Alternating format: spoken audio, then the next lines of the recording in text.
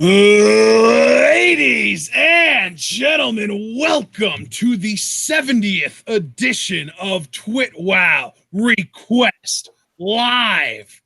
On today's episode, we have been requested to live react to WrestleMania 18, or as they stylized it back in 2002 when they thought they were cool, WrestleMania X8. So, for those of you that are unfamiliar with this show is mostly known for Hollywood Hogan versus The Rock, because going into that match, The Rock was supposed to be the good guy, and Hollywood Hogan was supposed to be the dastardly bad guy, and the crowd absolutely refused to boo Hogan, and throughout the actual match itself, as we'll see here in, 2 hours or so, 2.5 hours, I'm guessing, Hogan kind of starts channeling his inner Hulk Hogan, and The Rock kind of starts doing some more heelish stuff. It's just one of the best told stories in an actual wrestling match of all time. No big deal. But then that wasn't even the main event. And that's like another like big story, is that the actual match that should have main evented didn't go on last because Triple H had the main event. So, John, how you feeling, brother? Brother, I'm feeling great. First and foremost, I want to thank Sal and his beautiful fucking face for the $37 donation to make this happen. I am fairly familiar with this WrestleMania, and yeah, looking at the card, it's pretty stacked. We had this this fatal four-way elimination match for the World Tag Team titles here. Billy and Chuck versus the APA versus the Dudley Boyz versus the Hardy Boyz. I guess Billy and Chuck filling in the Edge and Christian slot because we know that they've been apart for a little bit at this point, because Edge is going against Booker T over that dreaded Japanese shampoo commercial. And we got Diamond Dallas Page winning the European title against Christian. And that's not a bad thing. That's a good thing. And we got some hardcore title action. Obviously, the Ric Flair Undertaker no disqualification match, because, Ric Flair trying to avenge his son Reed for being attacked by the Undertaker. That whole angle. Like you said, Hogan, Rock, Hall, Austin, which, Scott Hall and the rest of the NWO screwing Austin out of the Undisputed Championship at No Way Out a little while back. And so, yeah, we got a lot of things coming to a head here at this WrestleMania, and I'm looking to get started as soon as you are, man. Let's do this. All right, excellent. We, I believe the version that we have is the network version. So you guys can probably just pull up your WWE network and make sure that you're at 0000. And you can probably watch this along with us on the network. So this should be all good. So John said you were ready, so I'm gonna just get right into this. 3, 2, 1, go. Here we go. WWF. This was before they got the F out. In the Sky Dome in Toronto. Dude, imagine putting a WrestleMania in fucking Toronto. And then never doing it again after this is one of the best WrestleMania crowds of all time. Yeah, right? Oh, we got a musical act to open the show. Is this Limp Bizkit? I think it is. It wouldn't surprise me. No, because the lead singer has long hair, so it's not. And we're seeing all these. Oh, it might be Seether, actually. It sounds like Josie Scott, so I think it might be Seether. I think this is Seether. You're right. Yeah.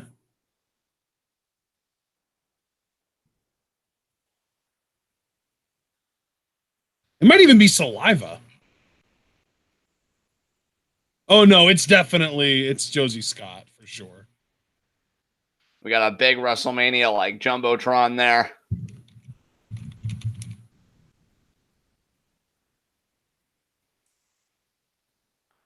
Yeah, we got Undertaker and Ric Flair, that whole feud. There was Taker beating the shit out of Arn, and there's him beating the shit out of Rick's son.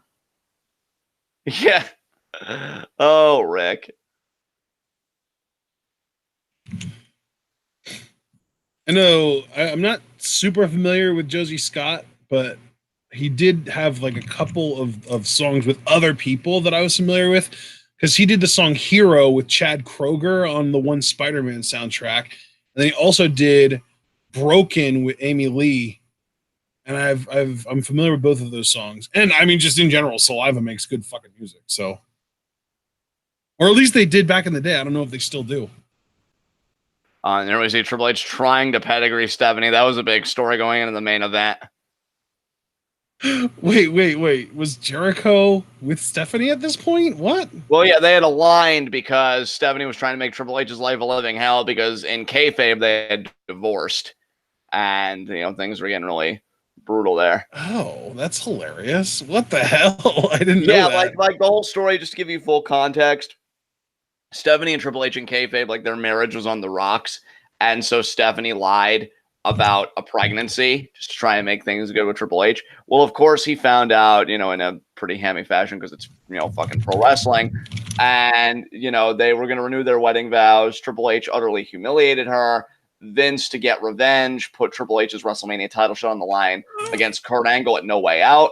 And Stephanie was the special guest referee. Angle ended up winning that match. But then I think a few weeks later, like on Raw or SmackDown, Ric Flair made a rematch between Triple H and Kurt Angle. If Triple H beat Angle, he would get his WrestleMania title shot back. Obviously, he won.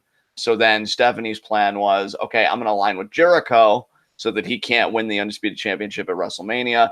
And they would just be like a cohesive unit trying to take Triple H down. So. Well, okay then. And in the meantime, Abel is here. Oh my God, Abel! Yay! And Abel. I wanted to use Sal's words here because apparently the Broken with Amy Lee was with Sean Morgan, not Josie Scott. And I looked it up, and Sean Morgan is the lead singer of Seether. So Saliva, Seether, and they look kind of similar. I apologize for confusing them, but even Sal said that he can understand why. I mean, I'm just excited that we've got Sal and Abel in the same chat space. Like, this is crazy. Amazing. This never happens. It's Point Tough reunited. I know. It's like all this fucking epicness in one space. We need to get Jordan Amos in here. I know, right? Because he's from Point Tough too. Yeah, all this epicness in one place is doing wonders for my face. And I mean, it's Saturday, and it's like what 9 o'clock in the UK right now at 9 p.m. in the UK. There's no reason Jordan can't be here. He's in the UK, right? Yeah, Jordan, don't pretend like you have interests.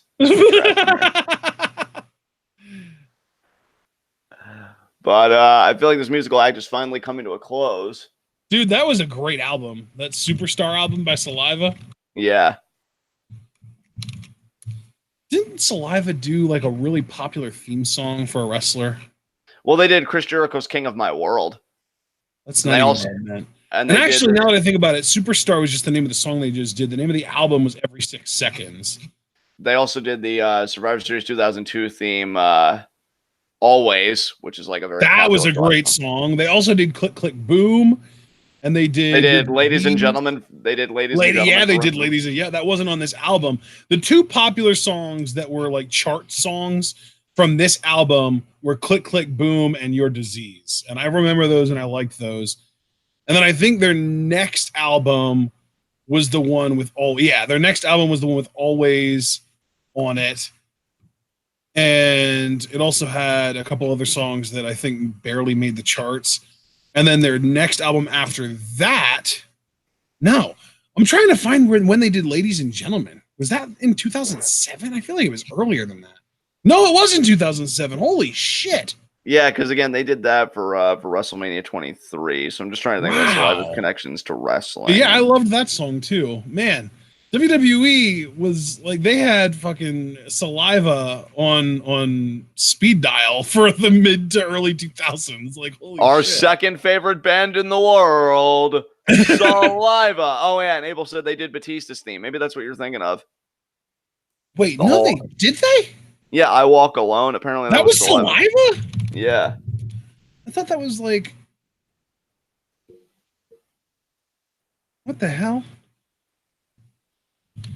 Oh yeah, I guess that is. Oh, that's what it was then. That is what it was. Holy shit.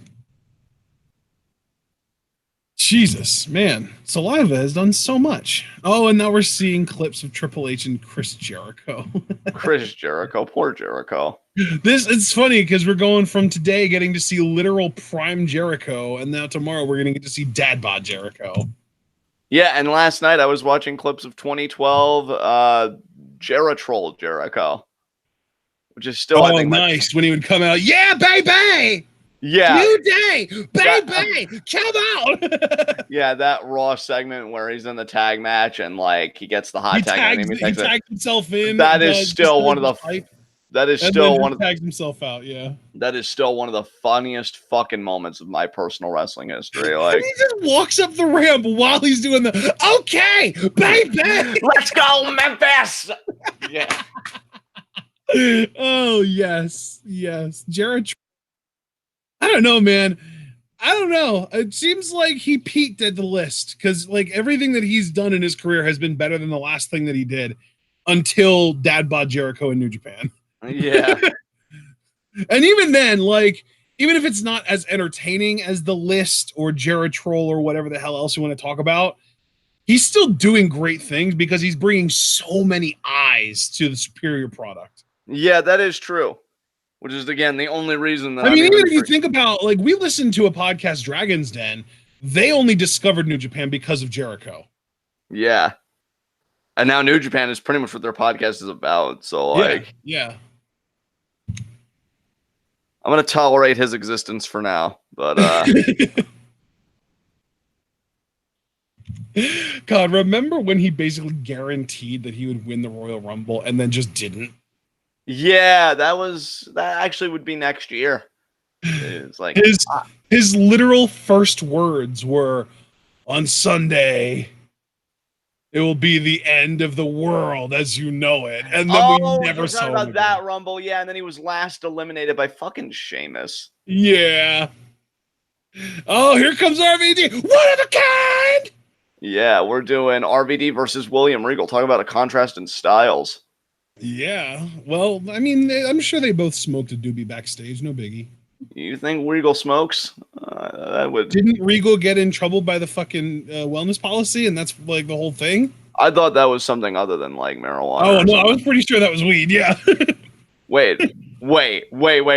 Can anybody confirm if it was weed? Because if that's all it was, I'm so fucking pissed he lost his push for that. I thought it was like some harder drugs or like steroids or like something else that was like a big no-no in the company. If it was fucking weed. Dude, did you see Regal's build at the time? Did he look like he was on steroids? No. He looked like he would get high backstage and then eat a bunch of Doritos.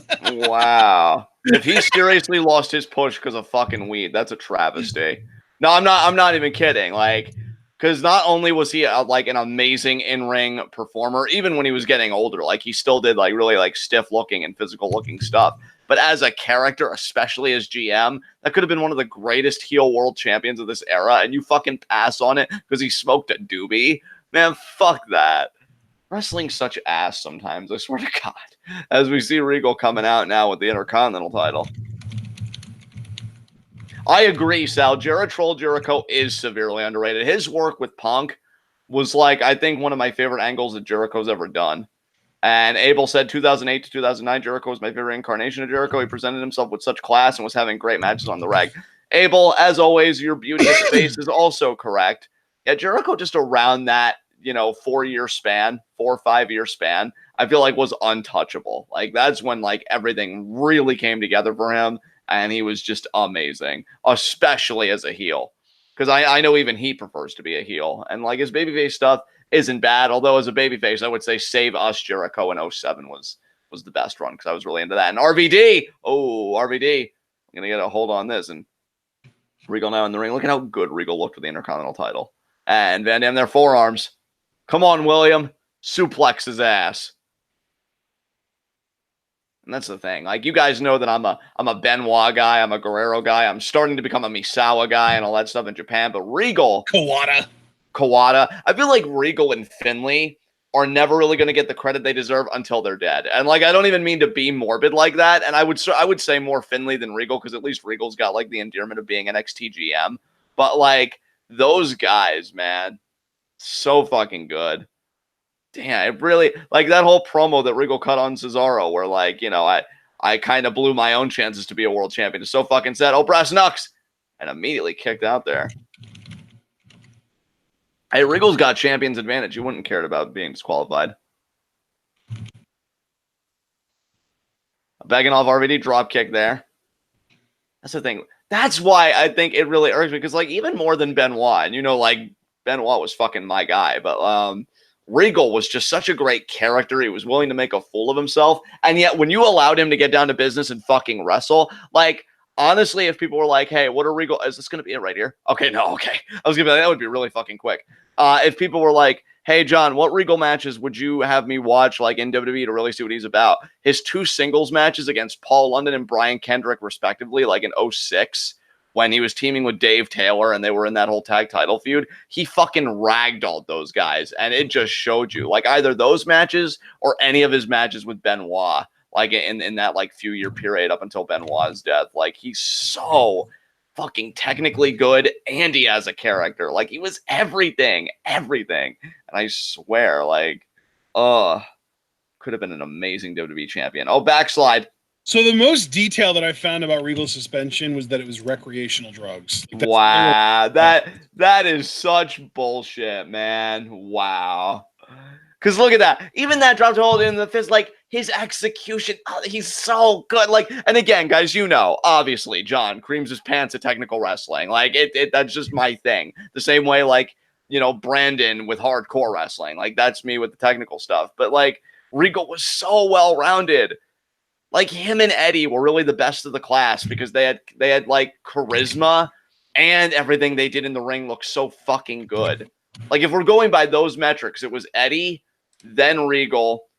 Actually, no. To be fair, I'd say it was Angle, then Eddie, then Regal, then Benoit would come in dead last because he really didn't have like the best character, but he was always like very sincere. And Regal cutter there, man.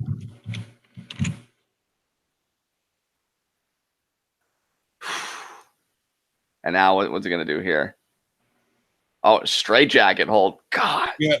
Apparently, Regal lost his job in WCW in '98 for the same reason, for recreational drugs, is what I saw. But see though, like, oh God, no, this is WrestleMania 18 live reactions, not long-winded commentary. But you're gonna punish guys for recreational drug use in an industry that's fucking hell on the body. Like, imagine if that drug you like, the marijuana, is the only thing that gives them relief. I don't know, for their back pain or some shit, you know? Yeah. It's like, it really fucking sucks that you're just like, no, say no to drugs, even though you will take prescription opioids and not this healthier stuff. You will get addicted and lose your family, damn it.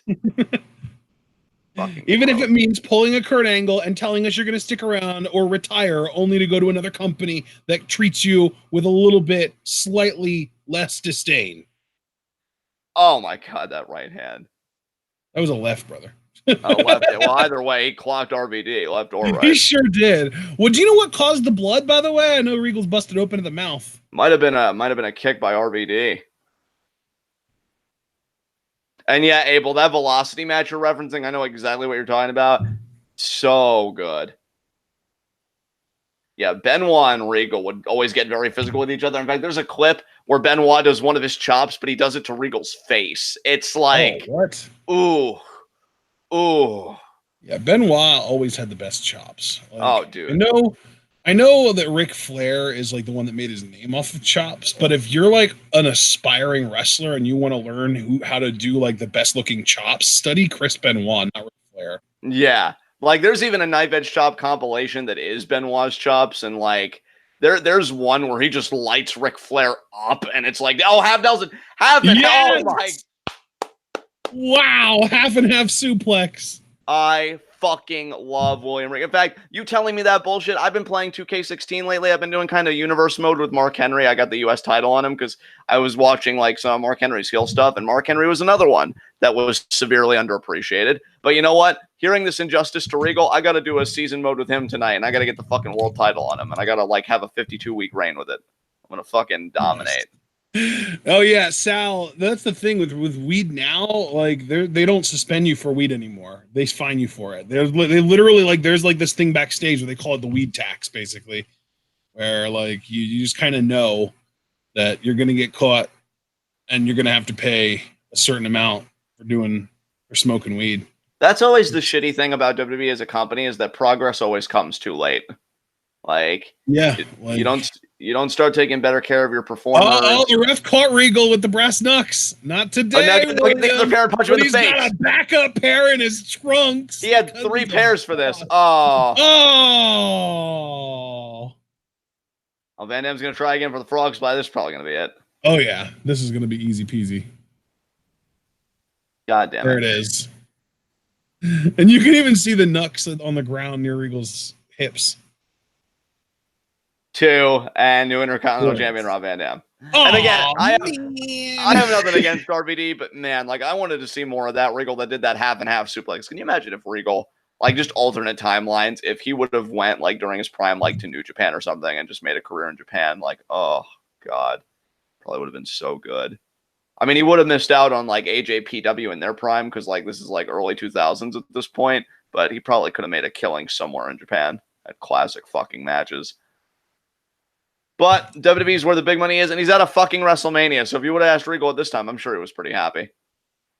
And here we see again. Thinking he was clever. And what's funny, too, is that Regal had actually regained, or either regained or retained. I think he might have retained the Intercontinental Championship No Way Out against Edge in a brass knucks on a pole match.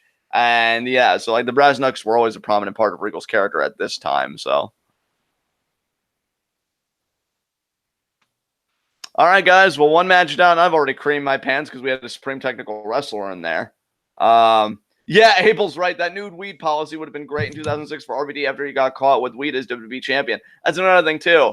RVD finally winning the world title was still a massive fanfare, and they had to pull it short because, oh, no, he smoked a plant. Bad, Rob. Bad. Gross. Oh, here's Christian. Christian! God, Temper Tantrum Christian is honestly one of my favorites. Yeah. But at last he's on his own. Yes. Christian with an inferiority complex is amazing. Christian and DDP. Oh! Betraying DDP. That was just an inverted DDT. Was that really his finisher at one point? Well, no, he still used the Unprettier, but JR always miscalled it. JR with the Unprettier was like you used to be with Maestro Cradles and Oklahoma Rolls. What did he call it? Well, he would call the inverted DDT the Unprettier and not the Unprettier the Unprettier. Yeah. So what did he call the actual Unprettier then? I think he still called it the Unprettier to cover his bases, but he never learned to like, oh, it's just an inverted DDT, the other thing that he does. Oh, okay. Man, Chris, no one, or yeah, Christian, I should say.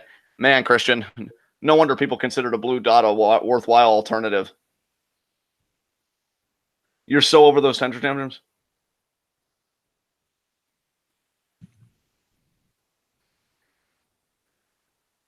Wow.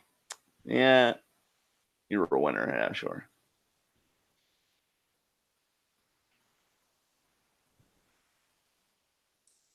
Oh, did you see what he did there? Did you see what he did there? He took the catchphrase and he flipped it around. Oh, my God. Listen to you. I don't think I've ever heard you get this excited over Christian. Yeah, I mean, he is my favorite failure, so I've got kind of a soft spot for him. All right, let's get to this European Championship match so I can see Christian lose his shit. I'm in touch with my emotions now, and, you know, I've been far more communicative, and I'm ready to be a winner for the first time in my life. Welp. All right, here it comes. In fact, speaking of, I know it's just Abel and Sal here right now. And there should be other people because we got 8 people watching. So, and then even if you just take you and I away, that's 6. And then you take Abel and Sal away, that's still 4 people. So whichever 4 of you are being quiet in there, pipe up. We want to hear from you. But yeah, we got any peeps? We got any peeps in chat? I'm assuming Abel's a peep. I don't know about Sal though. I'm a peep. It's me. I'm a peep. Okay. Christian. God, look at that face. I don't think I've ever agreed harder with Vince McMahon than on the nature of Christian's face. That's yeah. See, I don't get that. That's really something. Oof. Anyway, yeah, let's do a roll call for all the people. Yeah, Abel's a peep. I knew it. I guess you and Ashton have something to bond over, Abel. Yay! Which is doubly amazing because you're wonderful, Abel, and who wouldn't want to bond with you about stuff? Oh my God! And speaking of faces. This fucking creep ass. That's not a bad thing. It's a good thing.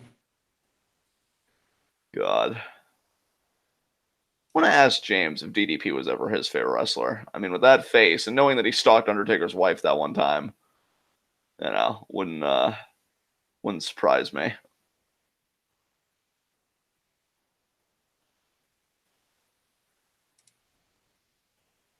Christian was basically the Miz for me back in 2003. I absolutely despised him, but man, was he good in the ring. Oh, and Christian right on the attack. The Miz, I don't know how good the Miz was in the ring when he was absolutely despised. Oh, and Christian posing with the European Championship, but that's not his yet. It's still DDP's. He wants to make it his.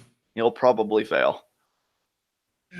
Imagine taking DDP, who was legitimately the second biggest star the WCW created after Goldberg, and being like, nah, you know what? Lower mid-card.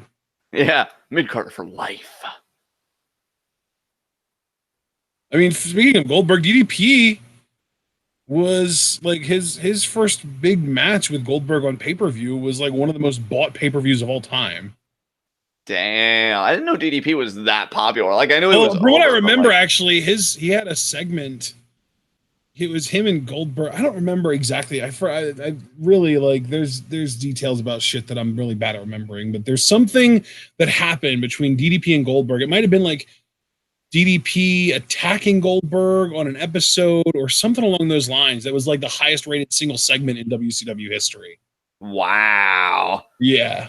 That's how you know, like, you can say somebody's over, but like that's fucking over. Christian just did a low blow and got away with it. The ref was looking. Wow. What the hell?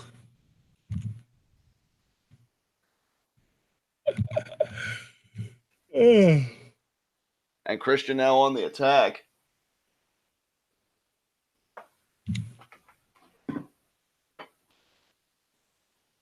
Okay, if I go quiet, there's a mosquito like right by my wall that I'm gonna try and kill here. So you got this. I believe in your face. Meanwhile, DDP writhing in pain outside of the ring. Christian just randomly smiles. Okay, that was awkward. Did you get it? Nope. Damn.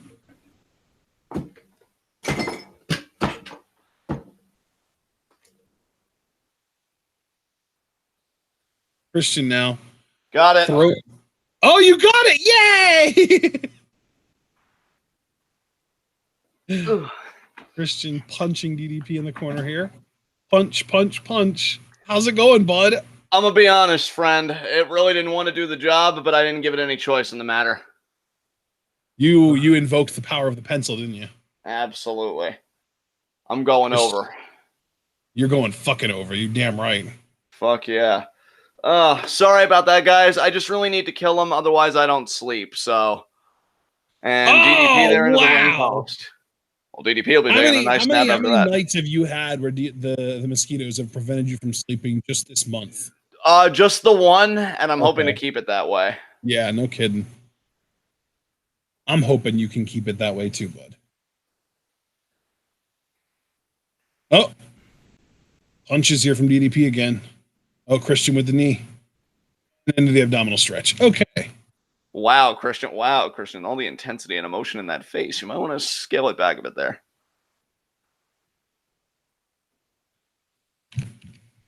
I wonder if that's why Edge really got the push, because Vince just said, like, well, that's a guy that we can actually, that's a face that we can build the company around. Yeah, exactly.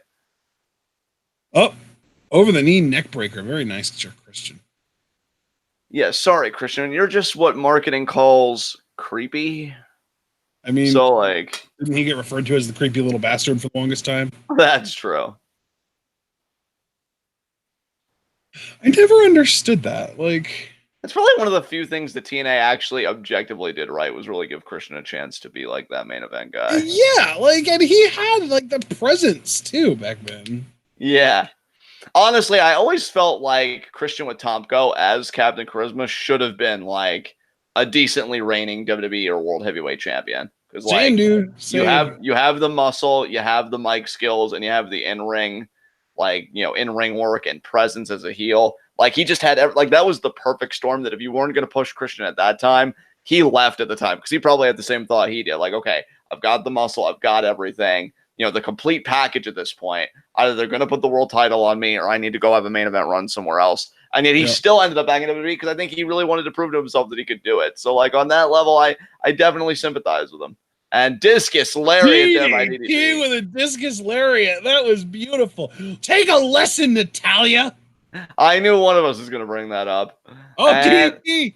I love the fake punch and then immediately transition into the powerbomb setup. There it is. So good. Imagine if you did the fake punch and then immediately snapped off a pile driver like it was nothing. I know, right? And Christian. Knee there. Oh, wow. We've got the Mexican wave going on in the crowd. And Christian. Oh, Diamond Cutter. No. Diamond Cutter. Oh.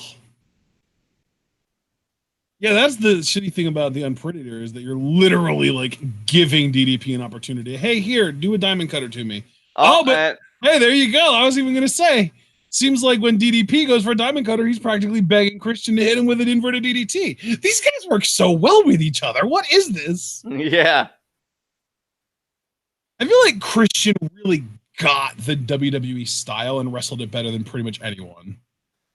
Cradle, 2. You and I still say Christian gave Randy Orton the best matches of his career during their whole feud. That's what I mean, though. Like, Christian really... That's it. There's a Diamond Cutter. That's it. Yeah, Christian really does the job. 2, 3. I was going to say, though, Christian really gets how to make the WWE style as entertaining as possible, and he takes it to, like, its logical conclusion. You know what I mean? Yeah. Oh, dude, for sure. I mean, Randy Orton himself... With the way that he's always working, like...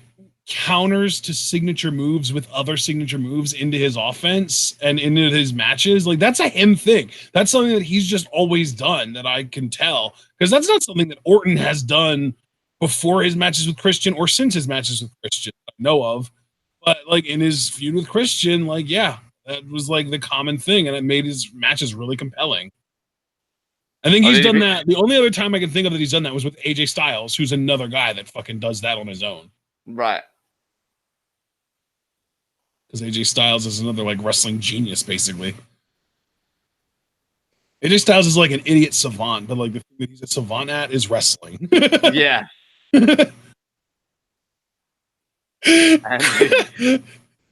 Christian's about to throw another tantrum. Yeah, there it is. He took a bump. Oh my god.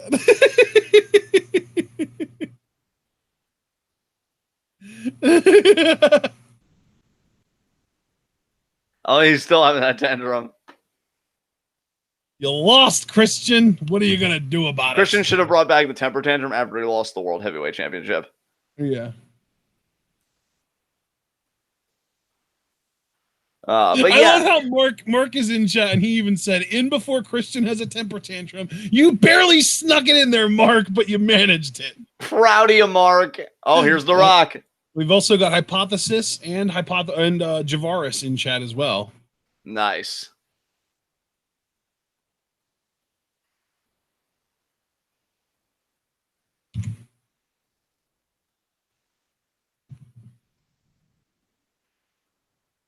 Rock is my icon sign in the crowd. That arena was packed. Yeah, dude. It's Toronto. I think Toronto is some of the most passionate fucking fans in the world. That's why I'm stoked for SummerSlam. Like, and TakeOver Toronto, too. Yeah. Because wasn't the first TakeOver Toronto, as far as like the actual card goes, kind of a lame duck? A little bit, I feel like.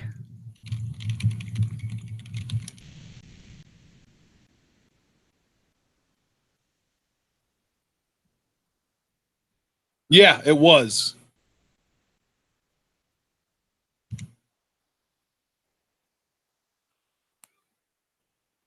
The only really standout match on TakeOver Toronto the first time around, which I believe was 2016, was DIY versus Revival 2 out of 3 falls. And like obviously that was exceptional, but every other big match was like really like blah. You know what I mean? Right. Like the world title match was Joe Nakamura, but it wasn't. I don't think it was the first time that they faced, because those guys faced so many fucking times. then like the women's title match was Asuka Mickey James, which like who cares? We had the Dusty Classic finals, which was AOP versus TM61, and then Rude Dillinger. So like it was a really iffy, like meh, blase, like black card. Right. So I'm really hoping the Takeover Toronto 2 this year outdoes it by a lot. Especially, dude, we get fucking Cole versus Riddle. Oh. He turns to the camera. How's it going, everyone?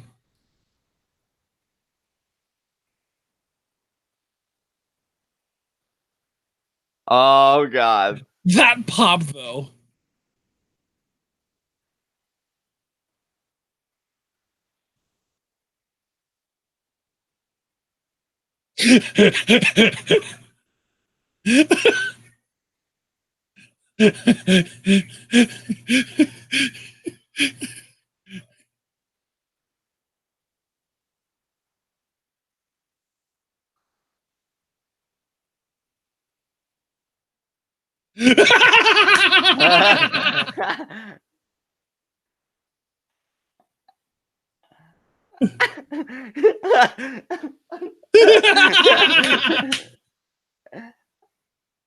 What up, G?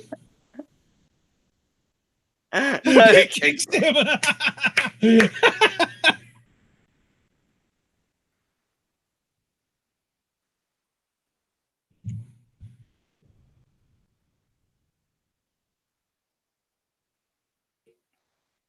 Well, the butterflies will probably give him indigestion because he's old.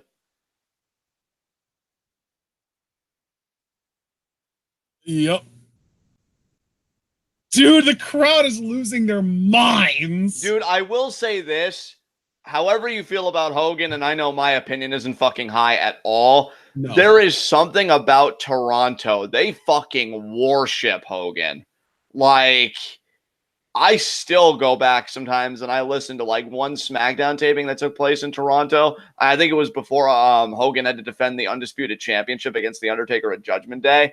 And he couldn't talk for what felt like a solid 5 to 7 minutes because the crowd was that raucous. Like the noise that they made. It was like the opposite of Roman Reigns post WrestleMania 34. Yeah, dude, there is something about Toronto. They fucking worship Hogan. Like, I don't even know if Bret Hart would have gotten that kind of sustained reaction, honestly. Because I know the Hart family's synonymous with Canada, but like, fuck me, man. Oh, I'm sorry, not WrestleMania 34. It would have been 33. When he beat Taker. Yeah. Oh, ears. Goldust. Yeah, we both did the bite. And he is challenging Maven for the Hardcore Championship. Oh my god, Maven, the epitome of a lame duck. Oh my god. You know what though? I kind of feel like Maven being as boring as he was kind of ruined Tough Enough for everyone after him. Yeah.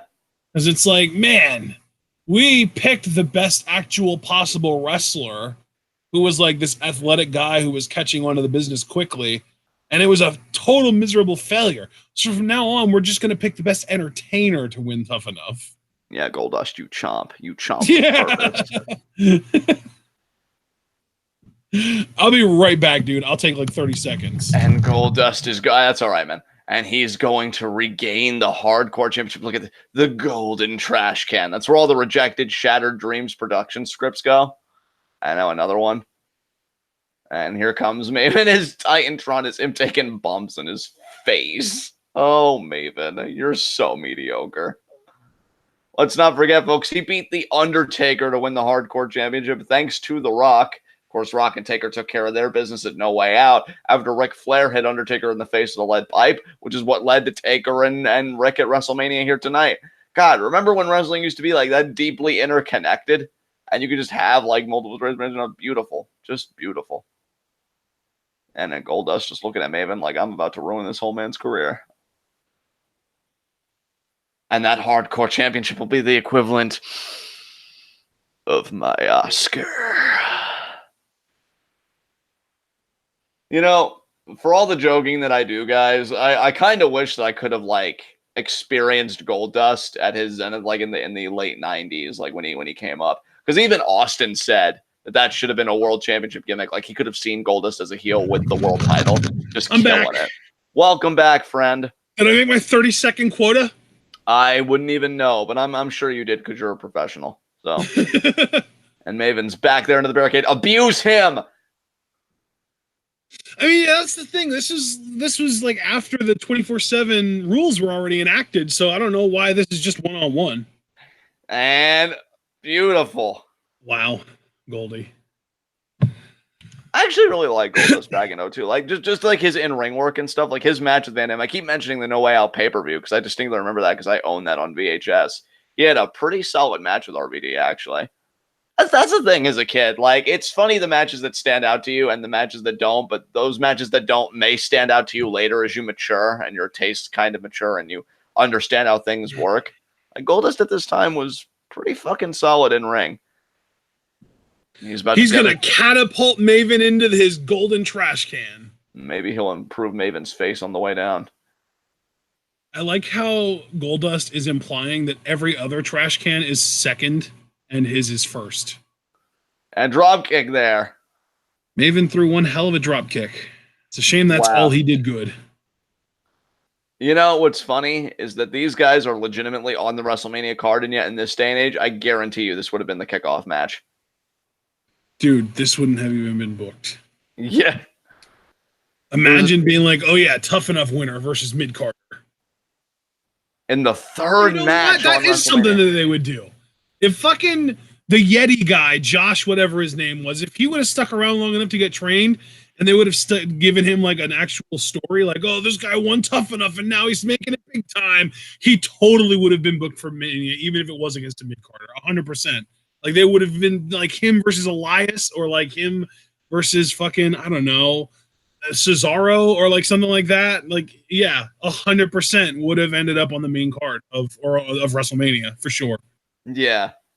Oh, that would suck. Have you ever stepped on the head of like a rake or something like that and have the pole come up and hit you in the face? No, I'm not a cartoon. That's never happened to me. I've done that once. I know. It's awful. It's so dumb, but I totally Classic did it. You. And now strikes to the face. Oh, wow, Goldust.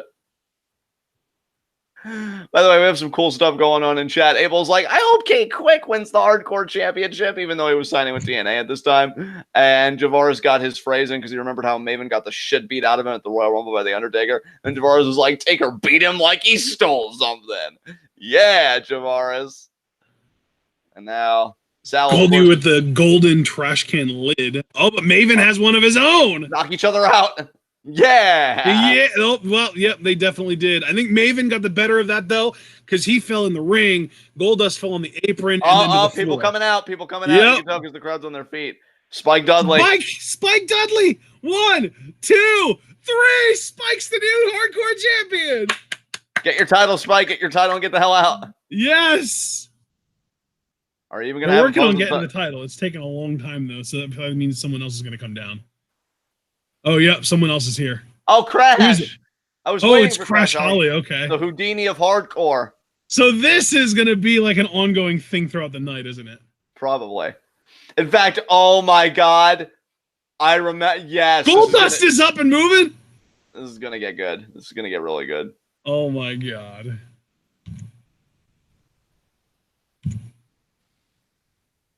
Oh man, I'm gonna have to turn up my volume for some of the hardcore segments because Chris Jericho with Stephanie McMahon as JR used to say that Jezebel. Filthy, dirty, ugly, brutal, bottom feeding, trash bag hoe. What happened to that Jericho? When did he start teaming with Steph? When he wanted to remain undisputed champion. Oh God, the sellout. He was a heel anyway. He was a heel when he won the title, so kind of makes sense. We have another musical performance. I don't know how I feel about this. Why are they? This seems really early in the show to be doing this. Yeah. Whatever. I guess we can use this time to talk with our, I guess in this case, our TWitWoW pimp for the day, Sal. Oh shit! You're loaning the name out now to other people. I mean, it was a $37 donation, bro. That's pretty impressive. Oh, I guess this is Drowning Pool. I actually saw Drowning Pool live back in like 2009, maybe 08. It was probably 08. Mark Schoeneman said there are 4 musical performances on this show, so we're halfway there. Well, this is our second one then. Yeah. How are you doing, Sal? They're not doing their most popular song ever here, so that's good news, I guess. Yeah. They're not doing Let the Bodies Hit the Floor. And there's Triple H being carried out after he, had that knee injury. Oh, the other two are entrances, though. Okay. Oh, that's easy to get through. That's nothing. Still, though, it's pretty impressive that WWE brought in 4 actually culturally relevant bands to do entrance themes to do like basically like mini concerts for WrestleMania. They sure as hell wouldn't do that these days. Oh, wrestling. It was a simpler They time. might do one, and the odds of that one being actually cultural relevant are like 50-50. What's crazy is it wouldn't be long after this when Stephanie would return to TV as a babyface as the SmackDown general manager, which would be the most I've ever cared about Stephanie as a character. Yeah. Man. Oh, hypothesis. Oh, it's twice each. I see. Okay, well, I take it back then. I mean, Batista couldn't possibly be on this card because he hasn't done anything unless he's like, he's definitely not on this card. Because I'm pretty sure that this was before he started actually doing main roster stuff, wasn't it? Wait, who are we talking about now, dude? Batista. Yeah, dude, Batista, he must have been down in like OVW at this time because Evolution wasn't even a thing yet. And I don't even think, because the Dudley boys are still together, so Reverend Devon wasn't even a thing yet. So, yeah. Oh, I guess he began his televised WWE career on May 9th of this year, so he wasn't there yet. Deacon Batista. I wonder if Reverend Devon ever did build that church or what he did with that collection plate.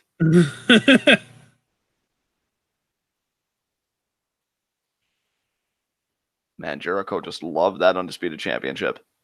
Man. And I love, too, that the moment Triple H wins it, actually, no, it wasn't even when Triple H won it. I think it was when Hogan won it. It was either when Triple H won it or when Hogan won it. They finally went to a single championship rather than just carrying the 2 belts around.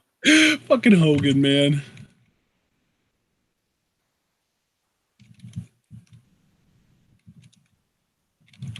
Man, we are just really highlighting this whole Jericho Triple H feud. Mm-hmm. Which really... The sad thing for Jericho was, I wouldn't even say it was a feud between Jericho and Triple H. The broader feud was Triple H and Stephanie. Because, of course, the McMahon is the real draw. Man, I wish WWE was more willing, though, to have, like, live entrance themes. Because that's, like, the coolest shit, man. I love that. Oh, yeah. I feel like even NXT used to do that more often, and now they just kind of don't do it really that much at all. I mean, that's why we pop so fucking hard for Jay Will, yeah. Because that Adam Cole entrance was fucking awesome. It was, and that's the thing. Like, you don't need pyrotechnics. You don't need all these pyro and ballyhoo or whatever. Just like something as simple as like live music playing someone in the ring is so badass. And here we've got Crash and Spike. Cover him. That's the pin. 1, 2. He kicked out. Oh my God. Have you ever seen anybody kick out of a hardcore championship attempt pinfall? Oh, Al Snow. Al Snow. He's the best. I fucking love Al Snow. Oh my God. Poor Teddy Long. Yeah, was he the ref that he had with him? Oh my God. Oh man. He just drove right into those cardboard boxes. He did. Spike trying to get the hell out of here. Ooh, get out of there, Spike. Now Al Snow's gonna catch him. He's gonna be like right there. Oh, Hurricane. Oh shit, it's Hurricane. 1, 2, 3. The Hurricane is the new hardcore champion. And he's off. Oh, there's Al. He's gonna try and pin Spike. Oh no, he sees that Spike doesn't have the title anymore. I'm surprised Al never turned on Damn. Maven to try and win the hardcore title, but maybe it was because he had like a special relationship as like the mentor and the student kind of thing. But oh my god, Al Snow, man, I miss him. He's so good. there's JR and the Come King. back and win the 24/7 title. Yeah. I feel like he's probably burned his WWE bridge, honestly. Oh, we're seeing this here. Oh, this is before. Yeah. We're really Okay. doing a recap of something that happened like a minute ago. Yeah. This is a pay-per-view. It's not like we got commercials that we just got like distracted by. Like this just happened. Kurt Angle. Kurt Angle. Oh shit. Well, I can tell you, he's feeling very pissy because he feels like he should be in the main event of WrestleMania, which he wouldn't be in until next year. But he's facing Kane, so that's got to make things better, right? Yeah, Kurt Angle. It's a shame Kurt Angle never won the Undisputed Championship, which, according to Jericho's book, Angle was originally booked to be like the Undisputed Champion. I don't know what happened, like if he just turned it down and he's like, no, you know. But Angle making his way down to the ring. I mean, personally, I loved Angle and Austin's matches. I thought that would have been great, but Austin didn't have a bad match with Scott Hall, as we're going to see later.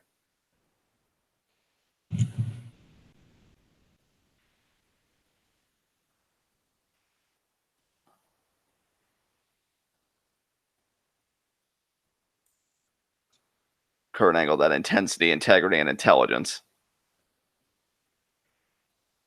So we spoke about our favorite eras of Chris Jericho. What about Kurt Angle, guys? Because I'm even remembering Kurt Angle from like 02 to 03, like when he got his head shaved and he just went back to being a wrestler after he got over his complex. Yeah. And like he was really fucking intense. And I remember when he actually made the Undertaker tap out, but Taker also had Kurt Angle pinned, and that was the big controversy. Oh, Angle's cutting a promo here. Oh boy.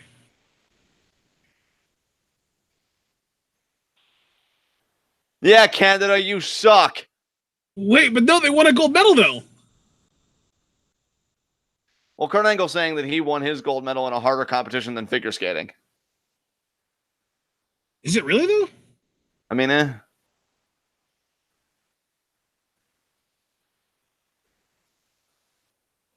He's getting wanted so hard. I didn't even know that Austin invented the what chance at this point already.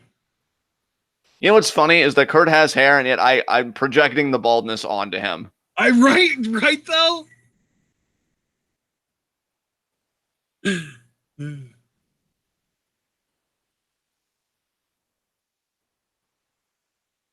Yeah, you're gonna wish you know. Oh shit. No, I was just playing, man. I was just playing. Yeah. JK. Hey, listen, man. Look, I'm just a little worked up because I was supposed to be in the main event of WrestleMania, and yet Triple H is a dickweed, which I know you get, and if you don't, you will by this year. I promise. By the end of next year, isn't it? Well, this was this 01 or 02? WrestleMania 18. This is 02. Yeah, it would be this year because October of this year. Yeah, you'd have the feud, and it would come I into I thought that Unmasked Kane and like the big run that he went on was 03. I mean, it was, but I'm talking about the Katie Vick storyline, which was 02. Oh god, I didn't realize that was in 02. I thought it was earlier than that. I thought that was in like 99. No, dude, no. No. Oh, no. Yeah, Katie Vick was 02. Jesus Christ, I'm so bad at this. Yeah, it's okay, bud. It's only you, me, Sal, Abel, and pretty much all of our regulars here, but you'll be all right. Yeah, no. Metz, Hypothesis, Mark, Javaris, all the best people. God, Kane. You know what's funny is I know Kane would go, oh, wow, what the hell? Oh, that was the ring bell. Damn, Kurt wasn't fucking around. I mean, he took the ring bell so that they couldn't ring the bell before he used the ring bell. It was brilliant. That's the best strategy ever. One of the three eyes, intelligence. It is. Man, and look at Kurt taking it to Kane, too, man. He's really going in. You know, Kane would He's get like, no, I know you're big and horrifying, but I will not let you be the one that gets the best of me today. No. God. Just the poetry of wrestling and the beauty of wrestling is like a little while after this, Kane would get injured. But when he would come back, that would be his run where I'd be the biggest like Kane fan. Just amazing. Sit up, Kane. Angle just stomping on him. Ooh.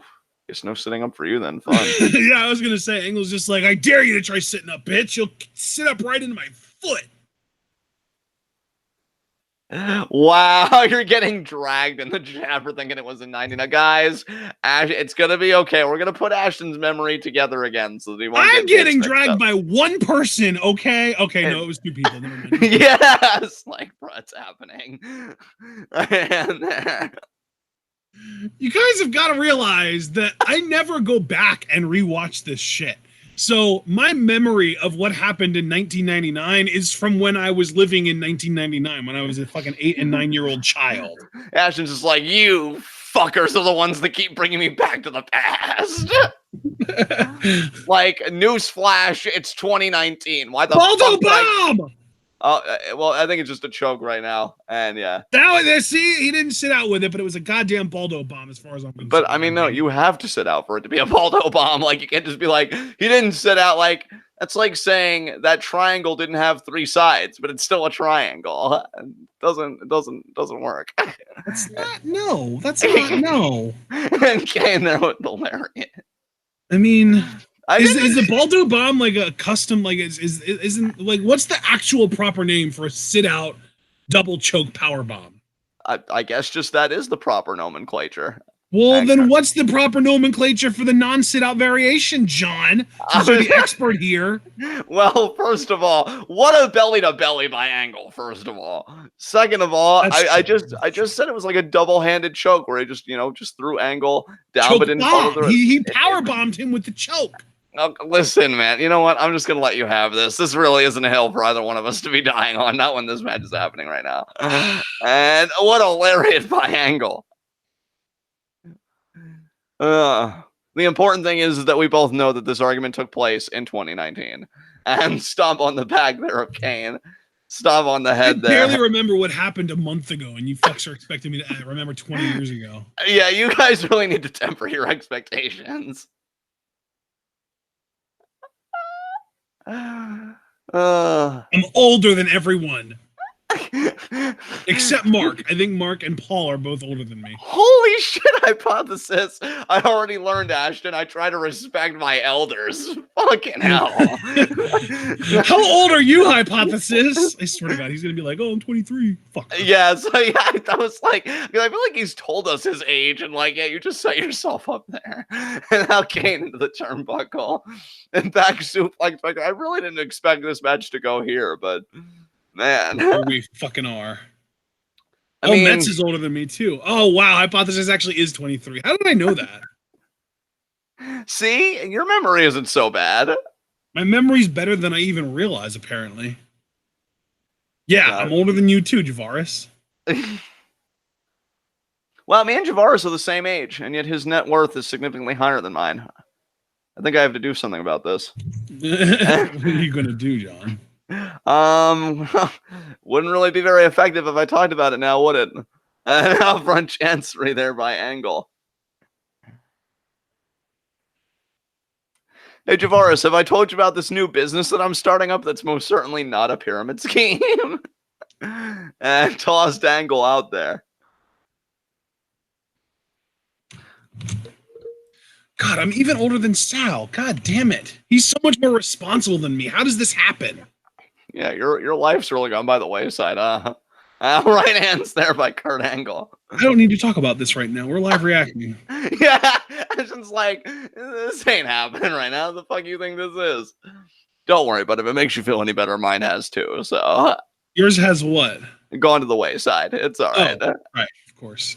Okay, but he's gonna do a DDT. Oh no, he's gonna go for a suplex. Oh, Kurt. German again. Damn, Kurt. Suplex the souffle.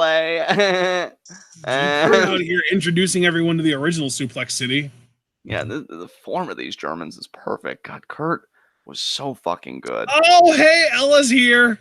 Oh, Yeezys. It's a party. Oh, wow. That was barely even a kick out by Kane. Oh, see, Ashton, we're all good now. Now Sal has the complex because he's like, Velveteen is 23. What the fuck am I doing with my life?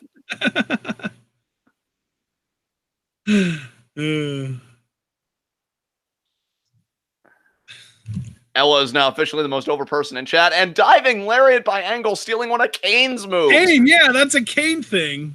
Do a tombstone, you future bald-headed fuck. I'm gonna sue you so hard. Yeah. Gimmick infringement, sir. I wish Adam Cole would sue more. He would probably win every lawsuit. I mean, how can you say no to that? Oh, Kane intercepting Angle's face with a lariat. That was pretty intense, I can just say. Fuck yeah. Oh my god. This match really got the most energy out of us, and I feel like it didn't have any right to, but here we are. Bork was 25 when he won the WWE Championship. That's right, Present Sal. Look at you with the history.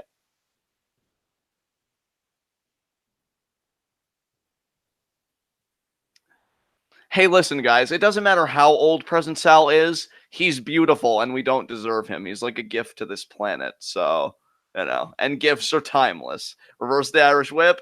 Boot to the face. Big boot. And a lariat.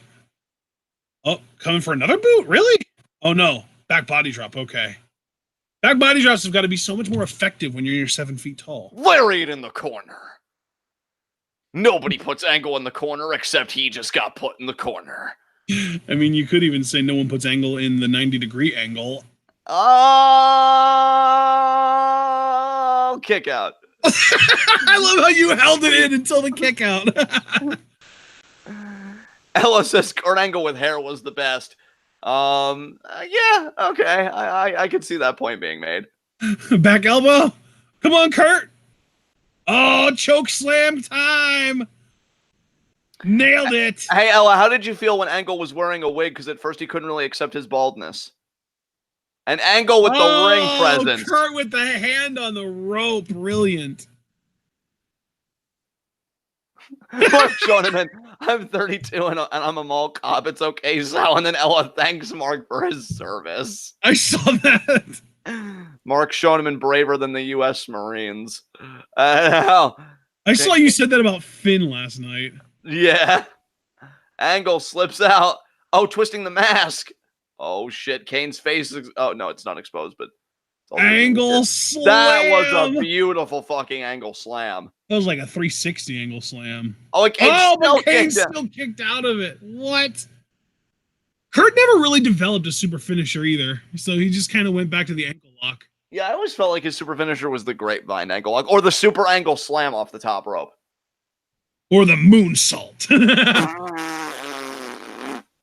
That was his super, I never actually hit this, but if I do, you're dead finisher. Yeah. Don't tap out, Kane.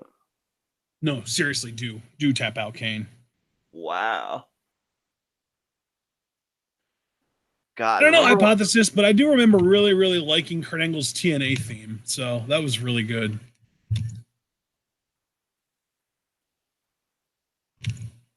And Kane. Fucking Javaris. God, hearing about all of your jobs makes me glad I'm rich. Jobs are for plebs. God, it's so weird watching this match when both men, weren't old. Yeah. I mean, Kane was already in his 30s. Like late 30s, I want to say even. Oh, and Enziguri there to Angle. How old was Kane in 2002? 35. So he would have been 34 on this show because he would have turned 35 later that month. Oh, okay. So not old yet, but not a spring chicken either. And Kane now. Kurt Angle would have been 34. Ah. So both guys in their mid-30s. Actually, both guys 34 years old exactly, but Kane would be turning 35 much sooner than Kurt. On Kurt. Oh, shit, with the belly to belly. Very nice, Kurt. Kurt's like, see, I could have done that at the main event of WrestleMania, but no. Triple H just had to show his stupid pedigree off.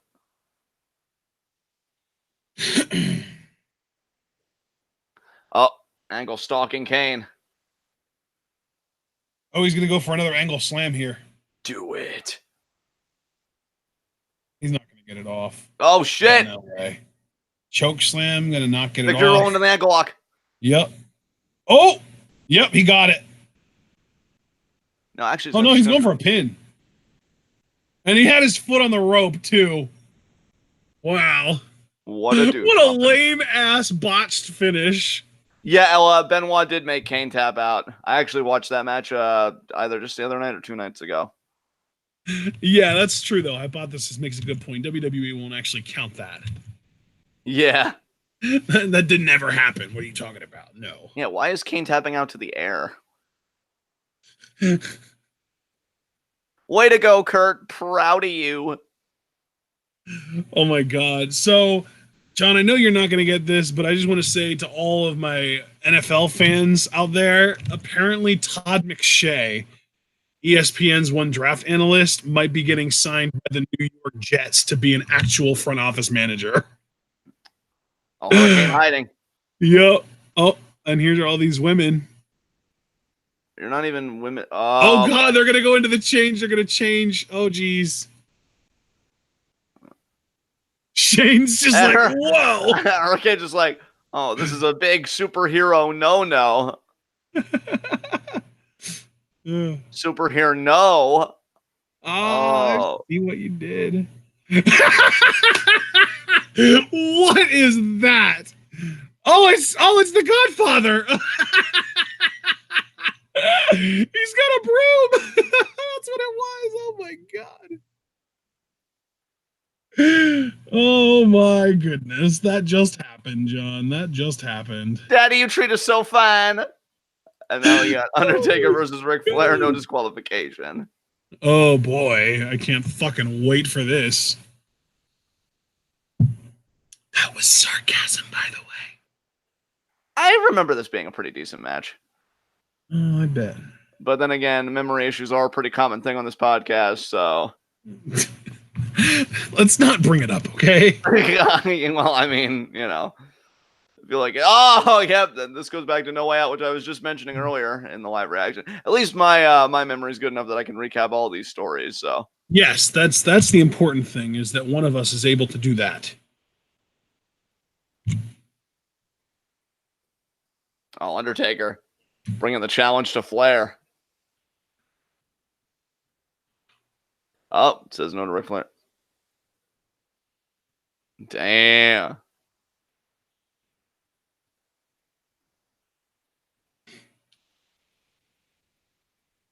Shit, Arn.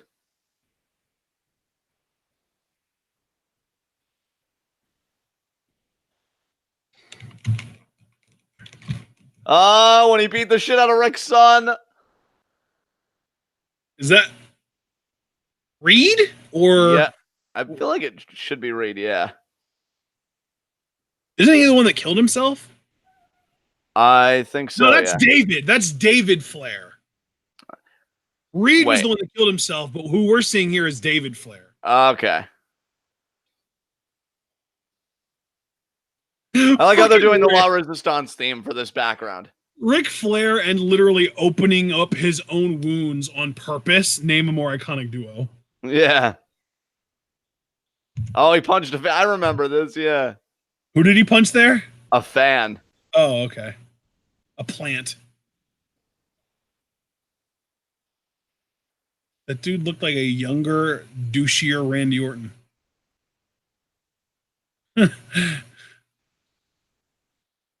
Oh, Vince.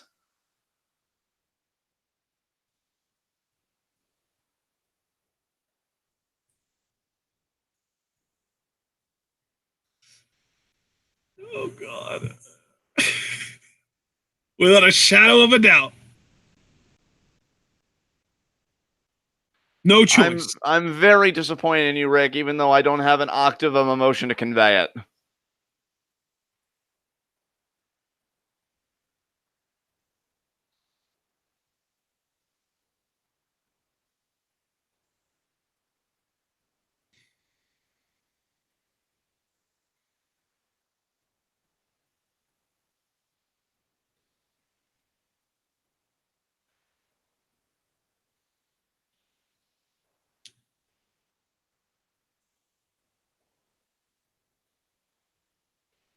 Oh, Vince.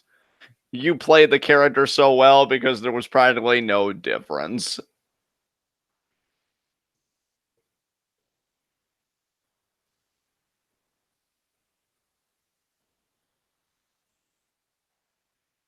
Here we go.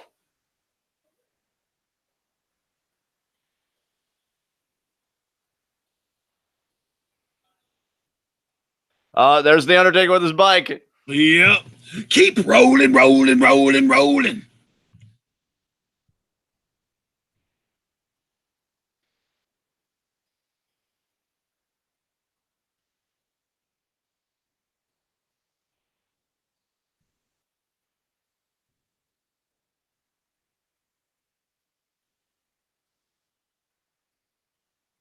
This fucking entrance, man. Yep. See, now I couldn't tell you what match he interrupted, what show it was on, what year it was. I couldn't tell you any of that. But I remember the day that Undertaker came back as the American Badass because I was in the basement watching it with my mom and my aunt and her husband and her daughter, or maybe even both of her daughters. And everyone was flipping the hell out. It was amazing. Yeah. A decade of destruction. This is where you fill in the gaps that I said I don't remember. Yeah. Well, I mean, I honestly, I didn't even see him debut as the American Badass at the time, but I mean, yeah. I'm just assuming you still know when it was, right? No. Oh, wow. Damn. Someone in chat, though. I would assume that was probably the year 2000 if I had to guess, but again, that's not with any authority. And here's Ric Flair.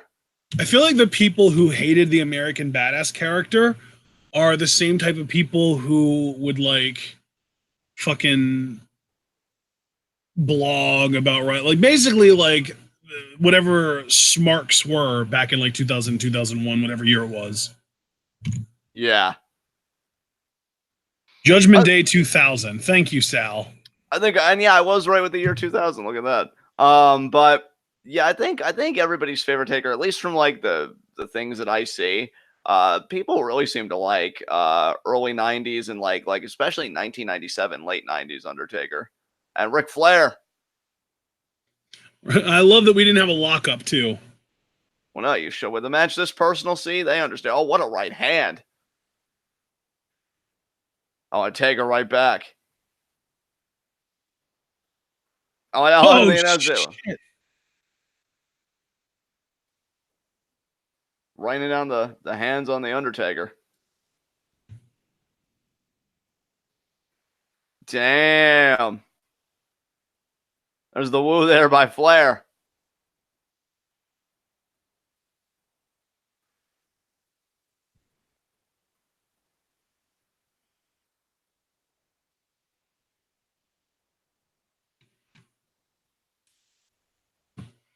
Taker leaving here.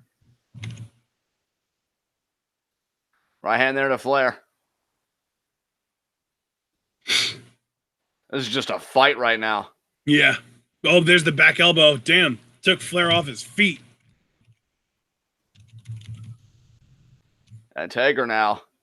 Flair right back in pursuit.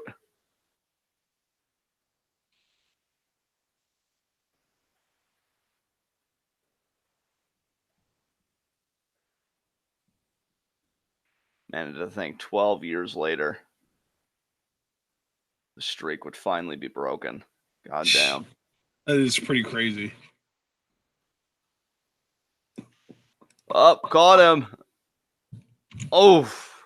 Oh, man. Spine meet ring post. Picking Flair up by the head.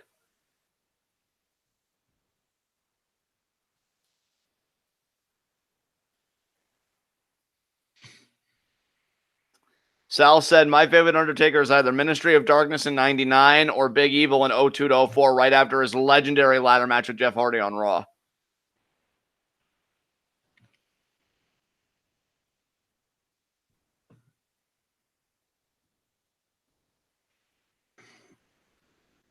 Yeah, Vince has got to be loving this. Beat the shit out of the co-owner.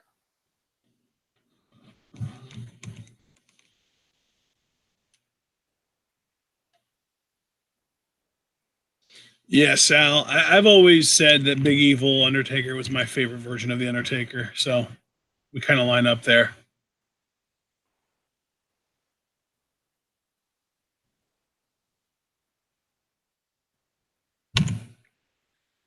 And yeah, I mean, believe it or not, back then, you know, when I was in elementary school and middle school, I was actually really into Big Rock or Kid Rock. I actually really liked Kid Rock back then. I used to fucking love Bowie DeBaugh. Yeah. Oh my god! I think Flair was going for the over the corner bump, and he just like couldn't get it up. I'm sure not getting it up is something Flair would get used to in the years after this. Certainly, yeah. Right, and there by Taker. Sorry, ladies. Space Mountain is closed for repairs. There it is. He got it that time. Oh, but the boot from Taker. They really did that just to set up for a big boot to the outside? Really? Come on now. Damn. Taker's bleeding. Got a cut on his cheek. Oh, damn. Yeah, he does. Stiff punch. I had to guess. And you know, Flair's going to blade before too long. Oh, absolutely. I'm surprised he hasn't yet. He's going to get all the blood into that shiny white hair of his.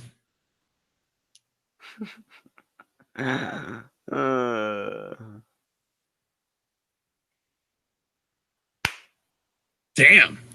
Did you just clap? Yep, killed another one. Great job, dude. I didn't even know there were that many, though. That is a bit concerning, but... No, but the amazing thing is you clapped right as the Undertaker punched Ric Flair, so I thought that the sound of your clap was the sound of Ric Flair's head getting punched, and I was really like, wow, that was a devastating punch, and then it was just your clap. Yeah. What a boot by Taker, though, to send Rick to the outside. He's devastating face, and yeah, he's busted open. Oh, yeah, there it is. That wound is way too small, though. You got to widen it a bit. Yeah. Flair will do that himself. You don't even need to. You just got to challenge him on something that he's really passionate about. And he'll just be like, do you know what I do? And then he just like pops himself open, punching himself in the head. Yeah. Oh, man. Are those Japanese letters with a question mark in the crowd right there on the right? I don't think that's Japanese, is it? That's a different language. That's not Japanese. No, it's, yeah. Might be like Korean or Vietnamese or something, but it's definitely not Japanese that I can tell. Or Chinese, for that matter. So I don't know what it is. Now Flair's bleeding here. Yeah. Stain that white hair with the blood of the not so innocent. Flair, man. Oh, wow. There it is. He wanted that full-blown crimson mask, brother. And there's the boot from Taker. JR asking King, how can you enjoy the misery of others? Oh, Jim, swing by my place. I'll teach you. Another right hand by the Undertaker. He is opening up that wound. Widening it. The Flair flop. There's the old Flair flop, and you can see the blood on the apron. Oh, jeepers. And now bullying Little Nate. Yeah. You're all the same to me. Right? Yeah, all the Flairs can fuck off. Bugger right off. Yeah, your chops ain't shit, Rick. He's trying, man. He's trying his best. Yeah, but when you're old and trying, that's just sad. That's old Yeller syndrome. God, I gotta tell you, man. Old school Ric Flair was one of a kind. Yeah.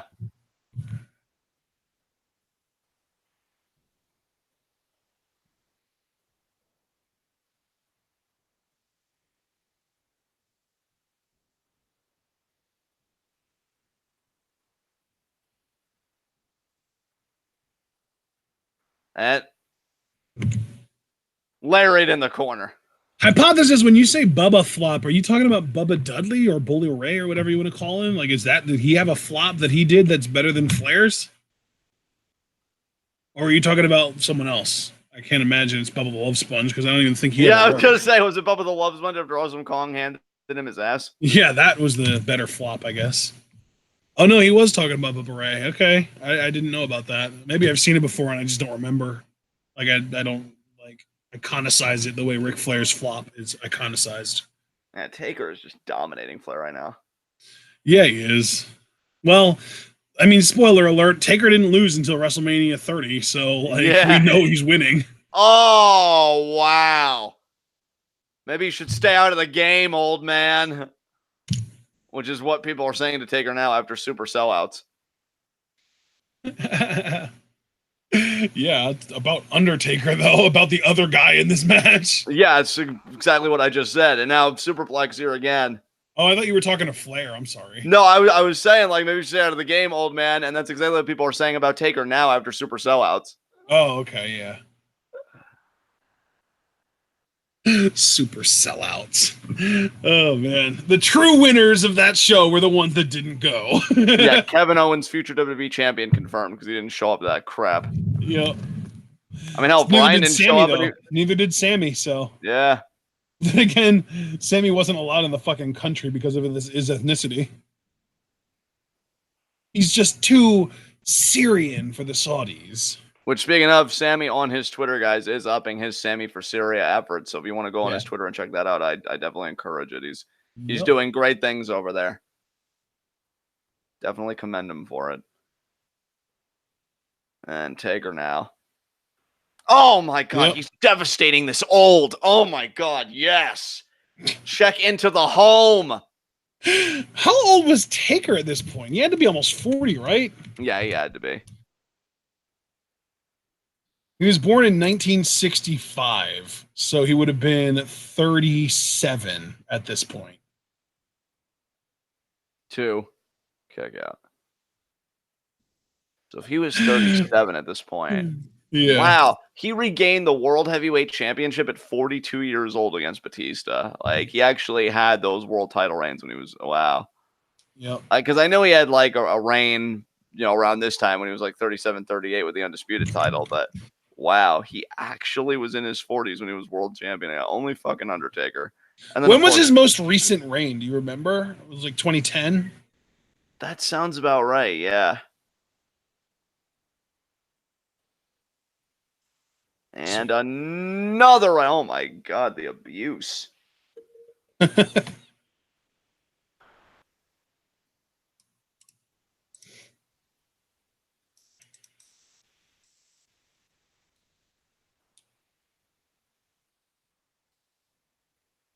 Oh, and Taker. Okay, yeah. Undertaker's last world title run was from October 2009 to February 2010. Damn. And he lost it in an Elimination Chamber match. So crazy that, like, at that old, he was not only holding a world title but competing at that level. Yeah, especially because again, this is 65, so he would have been 44 years old when he won that title. Damn. And again, like, that's even more impressive because it's the fucking WWE style, and, like, you know. Thank you, Abel. See, Abel's so good to me. Abel's good to everyone. The planet doesn't deserve Abel. That's my hot take. Oh, look at Rick with the arm drag off the top rope. God, if you actually see what he did, it was really not impressive. But when you say it like that, it sounds so impressive. God, Rick. I love how his blood is just creating a red border around the outline of his white hair. Yeah. Looking like fucking Tenzon out here. Oh. Dude, he got his shoulder up, but I don't know if you saw. Taker literally shoved his arm back to the ground immediately. You didn't actually kick out, motherfucker. Yeah.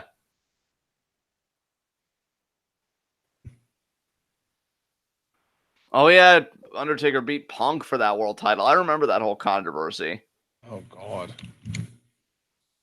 Yeah, I was so What excited. a haymaker there by Flair. I was so excited at that time because that's when I was starting to be a bit more, bit smarkier in my viewership of the product. And I'm like, oh, this is great because Punk, he's such a great heel promo and he's so great in ring. Like, Taker's going to put him over huge in Hell in a Cell. Nope. Fucking practically squashed Punk in Hell in a Cell. It was so embarrassing. Oh, shit. Flair with a lead pipe. Crack Taker over the head. I need to depress everybody for a second because apparently Andrade is going through something. Apparently his mother passed away recently.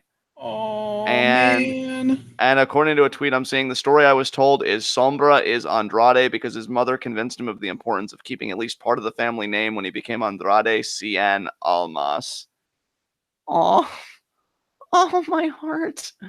I really didn't need to see this today, but now that I'm depressed, so are all of you. That's, wow. That's really sad.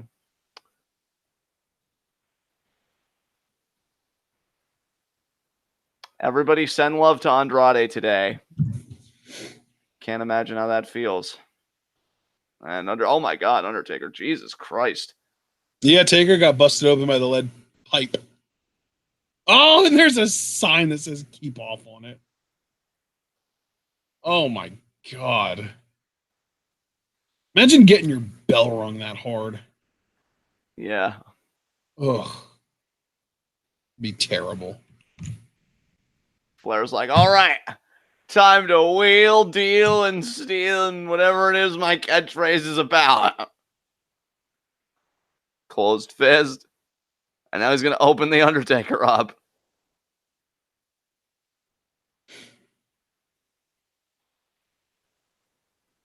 Just keep waiting for Undertaker to like throttle Flair by the throat or something. Go off the ropes and kick him in the face.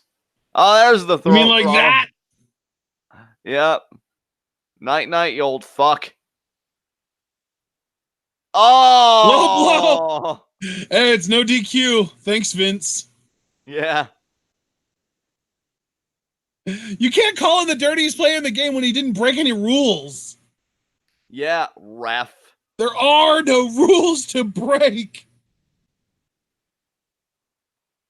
Oh, the old figure P. Fucking Rick.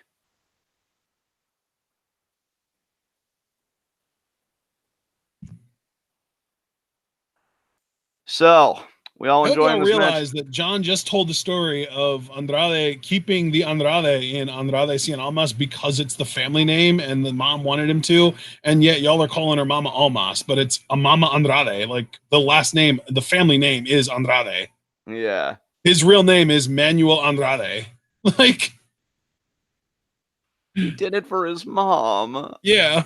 Now I really want it. Like, I already want him to be world champion on a talent level, but now for the emotional, like, do it for the mom, fam. Like, yeah, fucking get yours. That's, oh man. And of course, Rick kicks out.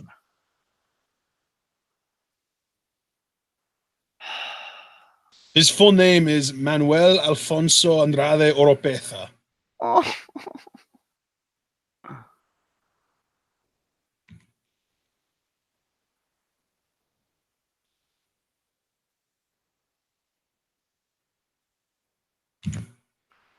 Hypothesis, don't do that. Stop. No, bad. Bad. Naughty hypothesis. Stop it. Yeah, behave yourself. Trying to get people's hopes up for no reason at all. If anything, I hope he might wins win the IC title. I hope he wins it at Stomping Grounds. Do it for your mom, Andrade. Now I'm rooting for him extra hard. Sorry, Finn. You're thirsty as hell and a total snack from the cupboard, but like, nah. He's not thirsty. He's the one that makes everyone else thirsty for him. Yeah. You make everybody else parched, and no doubt you're a damn snack. But what the hell, Arn Anderson? Oh, double A four horsemen going on now. Damn. And Undertaker with the powerful kick out, the authoritative kick out. Where the hell did Arn Anderson come from? Oh, Undertaker. Oh, he just got clocked. Should have got out of there, Arn. Yeah. Oh, shit.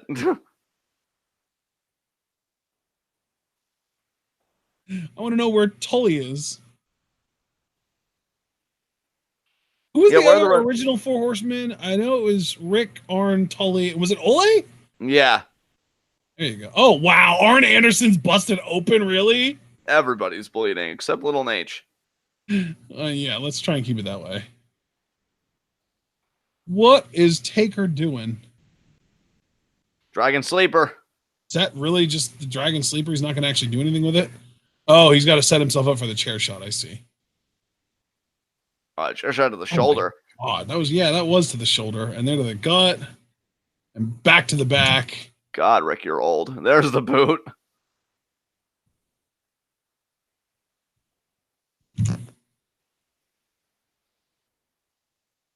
Yes, Sal, we've mentioned that Lil Nate is here a few times.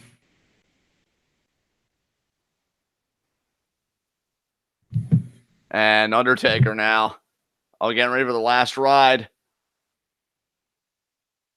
Oh, God. Oh, God, Rick. Oh, God. Flair isn't athletic enough to actually sit up. Oh, my God.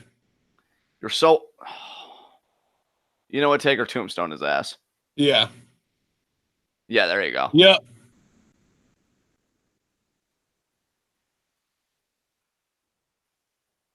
Oh, there go. It is. There you go.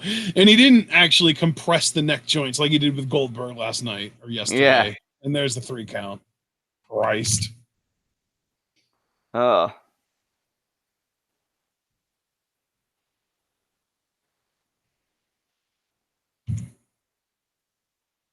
Step up, tell me what you want to do now. Yeah. Oh, Undertaker. I liked Limp Bizkit back in the day too, man. Oh, apparently it's Liv Morgan's birthday today, so happy birthday to Liv Morgan. Oh, nice. Happy birthday, Liv. Oh, God. Charlotte tweeted about on June 7th, my man is so good at Andrade. You're ruining him. Yeah. Your relationship is poisoned to his greatness. Speaking of things getting ruined, Becky Lynch is ruining everything by interacting with fucking Edge and Beth Phoenix on Twitter. It's the worst. Yeah.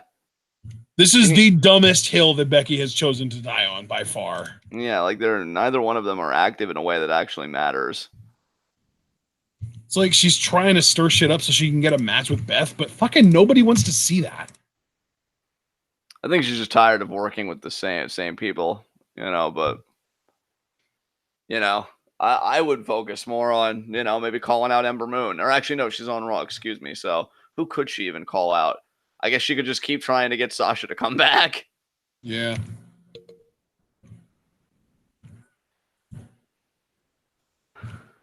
And talk about feeling stranded. Oh, wow, there's Booker T. He's got glasses on. Yeah. Booker Nerd over here.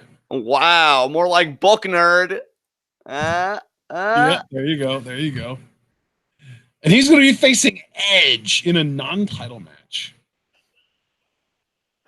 I got glasses, don't I?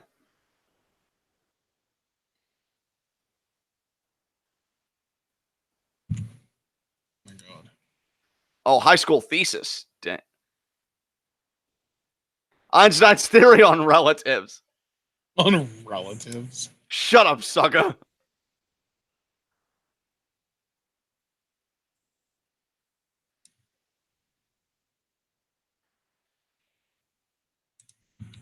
Damn, Booker.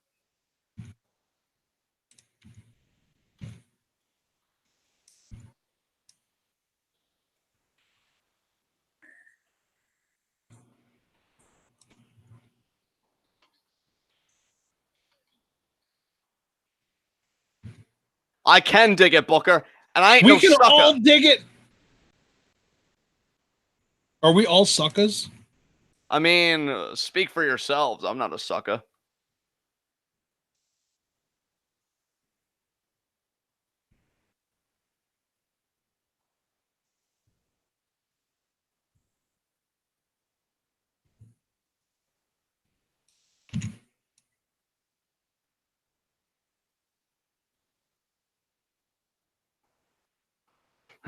Sucker! All about that Japanese shampoo commercial. Sucker!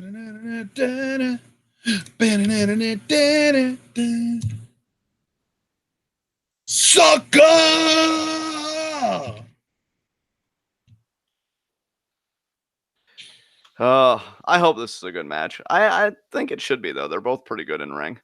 Yeah.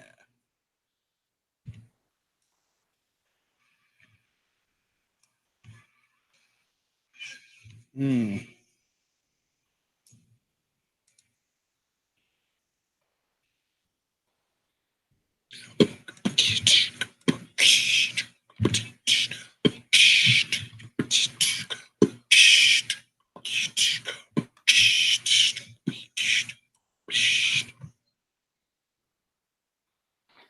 All right. Let's do this.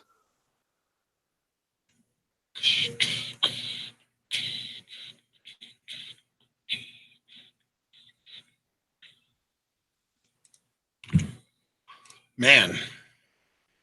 You think you know me? I guess a little bit. As Edge now coming out. Never. Oh, is this his Rob Zombie entrance? Yeah.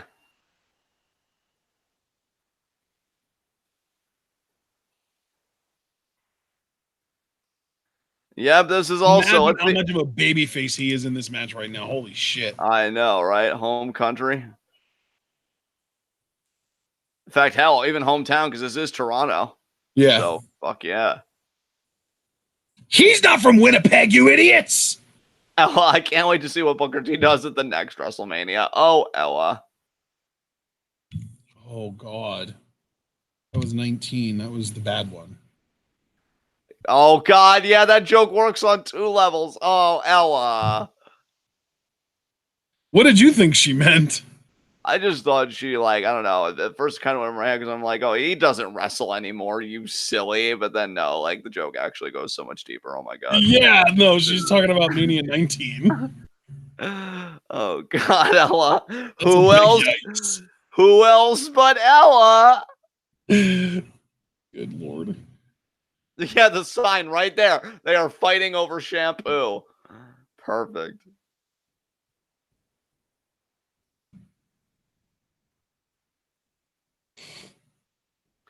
Booker T, you're going to educate Edge on Einstein's theory of relatives.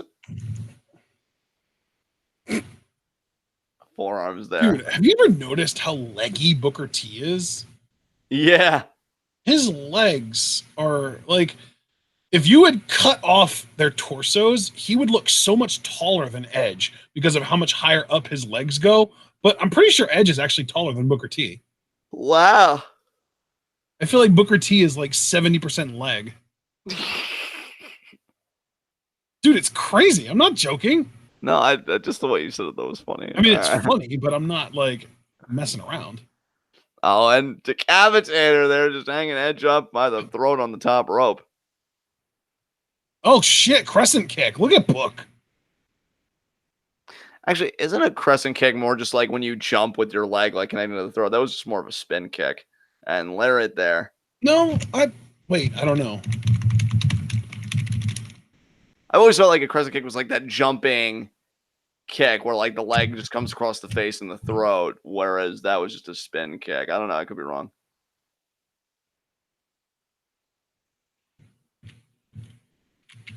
Yeah, Hogan and Edge winning the tag titles was pretty cool. No, yeah, what Booker T did there would be considered a spinning crescent kick. Oh, okay, fair enough. Drop kick. Kick out by Edge.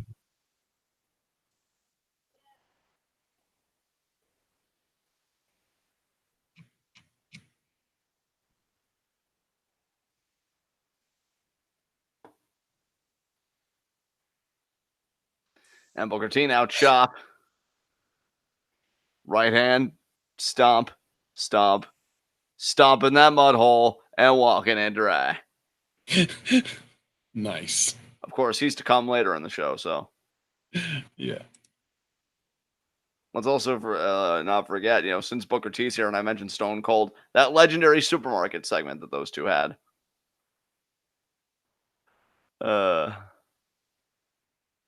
I think I even remember seeing that segment on TV. Nice. Spine was there by Booker T. Damn.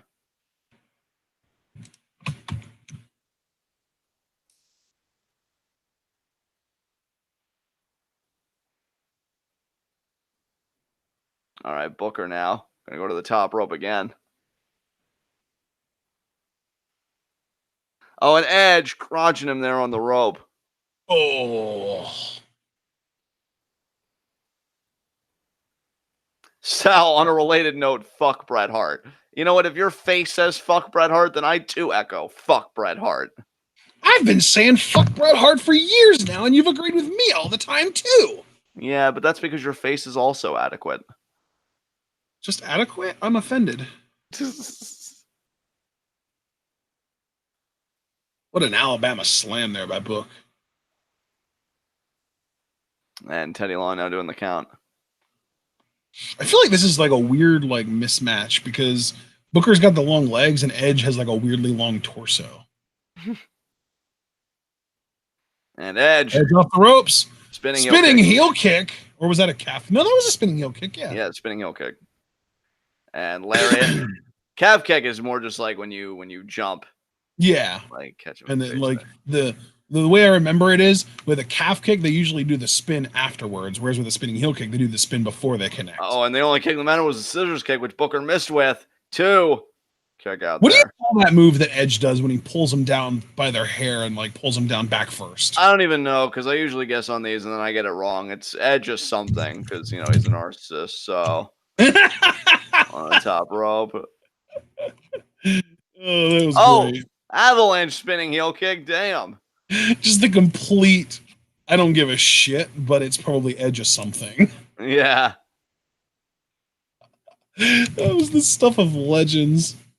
Mark says it's the Edge-o-matic. I'm going to take his word for this. I'm Googling, so we'll find out here in a minute. Definitively. And slingshotting Booker into the top turnbuckle. Let's see. Looking for the spear. Sit out Booker. Mat slam. Yep, Edge-o-matic. Sit out rear mat slam is correct. Oh, a nice kick to the face there by Booker. That's what I'm saying. The athleticism of these two guys definitely makes for a fun match. Oh, Booker feeling himself. Look at Mark knowing his shit. Spinaroonie, a.k.a. a windmill in breakdancing. Scissors kick. He got it. He got it? Is that going to be it? Nope. He's not going for the cover right away. And this is not Triple H in 2003. Yeah. Booker would know. He ate the pin that year. I know. And kick out. Yep. Booker's just like, what?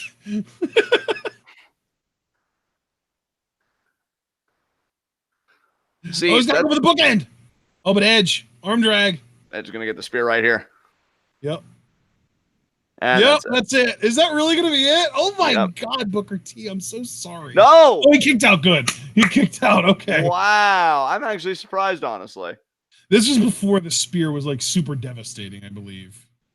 Because wasn't this when he was still winning with the Impaler DDT? I think you're right about that. Oh, Edge. Oh, wow, Edge. Oh, wow. Or I think he called it the Edgecution at this point. Edge doing that was his own. Actually not a bad Spinaroonie by Edge. Could have stuck the landing a little better, but it really was not bad. Counter for counter. Oh, Execution! He got that. He got it. That's it. That's actually it. 1, 2, 3. Yep. Wow. Has Booker T ever won a match at WrestleMania? I think him and Van Dam retained the tag titles at WrestleMania 20, but I'm not sure. Okay, has Booker T ever won a singles match at WrestleMania? Not that I'm aware of. Jesus Christ. I'm looking on Cage Match. Let's see here.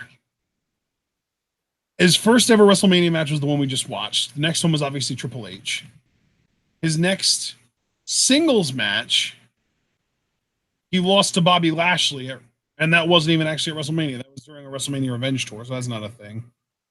Yeah, no, he's only ever had 2 singles matches at WrestleMania, and he lost to Booker T or to Edge and Triple H. Jesus Christ. Oh, we got the hardcore title here. Hey, at WrestleMania 21, Booker T won the Dark Battle Royal. Well, that's good. It's one of literally WrestleMania matches that he's ever won, regardless of context. Oh, Mighty Molly. She won! She beat the Hurricane for the title? What are you doing, Molly? You, Benedict Arnold, you. Oh, we got Austin versus Hall next. Yes, Scott Hall, yes.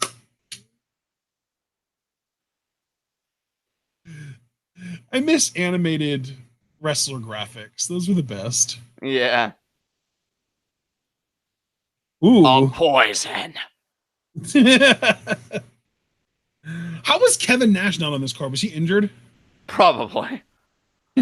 Coming off Actually, no. Actually, no. I remember him, like, I think he even accompanied Scott Hall to the ring. So, like, I don't know why he wasn't on this card. Yeah, that is weird. He should have gone against, like, Mick Foley or something. Who also isn't on this card, so maybe he was injured. Maybe that was the plan, but Foley got hurt.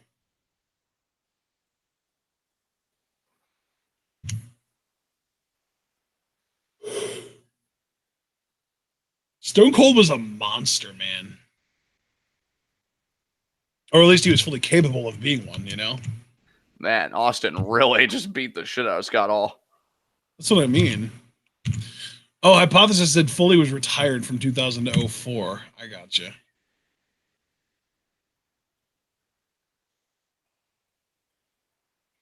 I just don't see how you don't have the three main members of the NWO versus the three top guys from WWF at the time. Right. Which I guess the third, if not Foley, would have just been Triple H. Right. And they would do Triple H versus Kevin Nash. I want to say next in year. A ladder match with the sledgehammer hanging above the ring. Well, even before that, when Triple H just had his reign. That was in 20. That was TLC 2011, though. But yeah, I know they did it before that. Yeah. Just being silly, bud. Thanks, Abel. Abel, remember to be on live chat instead of just top chat so you can see every message instead of just the highlighted ones. Yeah. Oh, God! Glass shattering. It's a thing. God, this crowd was massive. Yeah, it was. That's another thing, too. We want to talk about Toronto. Fucking, I want to say it was Toronto. It was either Toronto or Montreal for No Way Out a year after when Austin took on Eric Bischoff. One of the loudest pops I've ever fucking heard as a wrestling fan. Like, yeah, apparently this arena seated almost 70,000 people. Like, here's the thing, dude. You know how we talked about that decibel data where, like, Kofi got the loudest pop? I wish we had access to figures like that back then because that pop. Yeah, dating back to, like, I would say I would want that data going back to, like, 97. Yeah. Because before 97, it's like, what the fuck ever. I guess if you want to get it from, like, 85 to, like, 93-ish, fine. But, like, the mid-90s was just so awful in WWE. Honestly, it'd be great to have historical data just going back to like 85 in general for both main promotions and even for like TNA and ROH. Just to see if either of those promotions ever got any kind of like pops relative to like that could compare to the craziness of like this kind of pop, like what we just saw. You know what I mean? Yeah. Hypothesis says that on this show, Austin was supposed to face Hogan, and I just wonder why that didn't happen. Maybe they thought that they had more time, and they creative differences. Neither one of them wanted to do the job. I would put money on that being a thing. Pride is a funny thing in this business. There comes Scott Hall because he was willing to do the job. That's how Scott's always been, though, man. Scott's always been the coolest fucking dude. Yeah, that's always what's made like his personal struggle such a shame because like he's a guy that's always willing to do business. And here comes Big Sexy. Yep. Big Kev.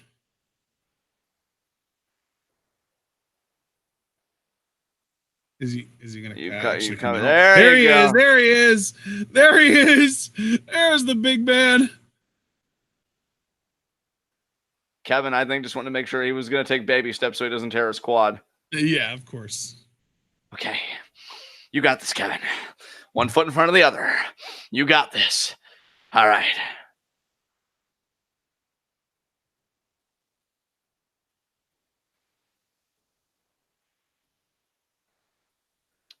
According to hypothesis, Austin didn't want to face Hogan because he thought Hogan was too old.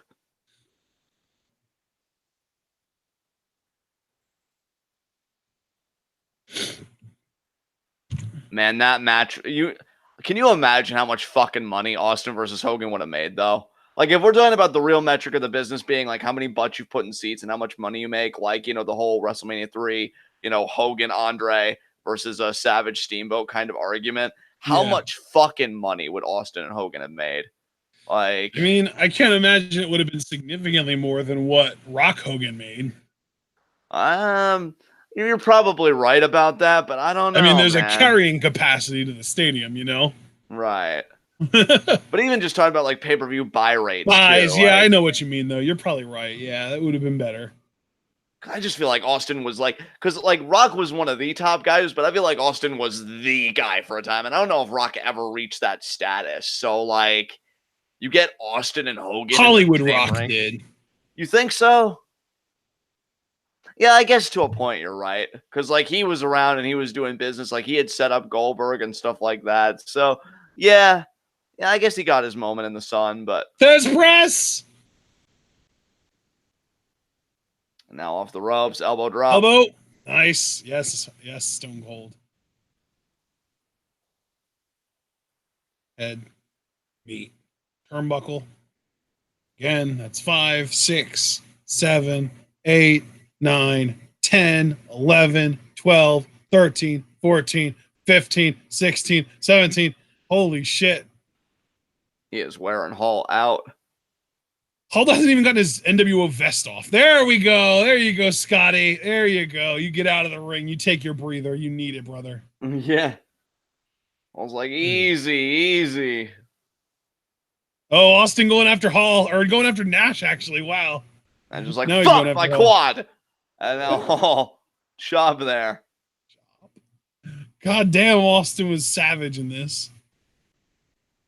He's probably pissed because he's thinking about Hogan. Like, oh, thank God I'm working with people willing to do the fucking job.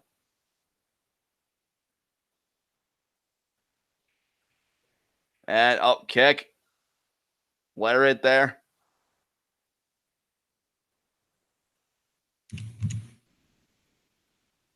Scotty got the advantage. Nice. Yeah. Mark, your numerical knowledge is so impressive. What is Nash doing? Existing. No, he was like holding on to the top turnbuckle. It looked like he was like trying to undo it or something. I don't know. I don't know either. That's why I asked. I'll get these right hands here. Oh, caught.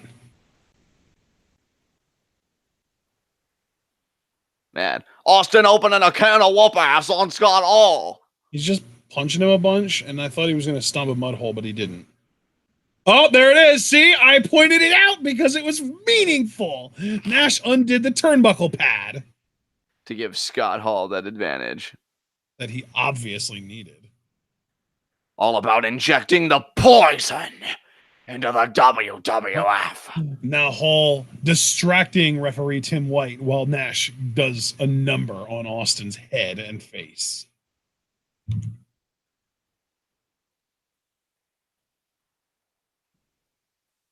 And Hall now. Gonna pick Austin up by the neck. A right hand there.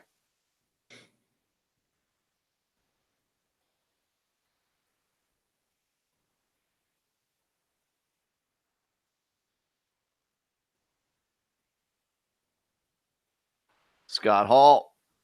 Irish whip. Nice follow through lariat. He's going to do it again here too. Nice.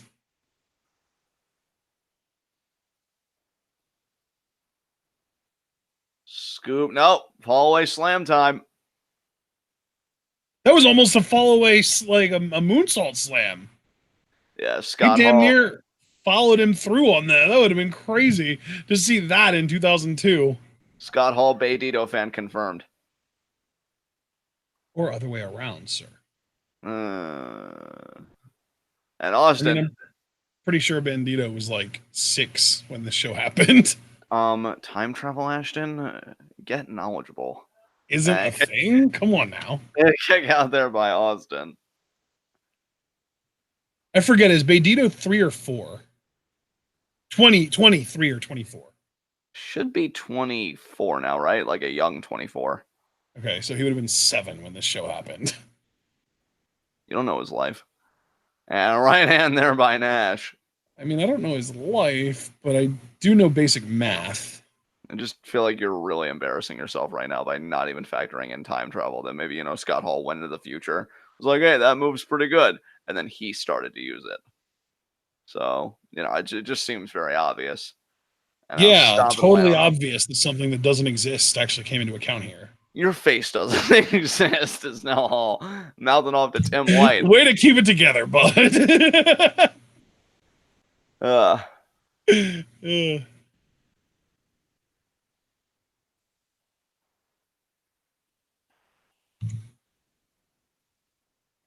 And versus the Irish Whip is Austin. It's going to be that. No. Throw there. That was a really shitty spine buster, but it was a spine buster nonetheless. What happened to Hall's chest? It looks like he got, like, stabbed or something. Shit. Yeah. No clue, friend. It's not even, like, bleeding outwardly. It just looks like a gash. Right hand there. Oh, it's not there anymore. Oh, no, yeah, it is. I think. Is it? I can't tell. It is. Fuck it.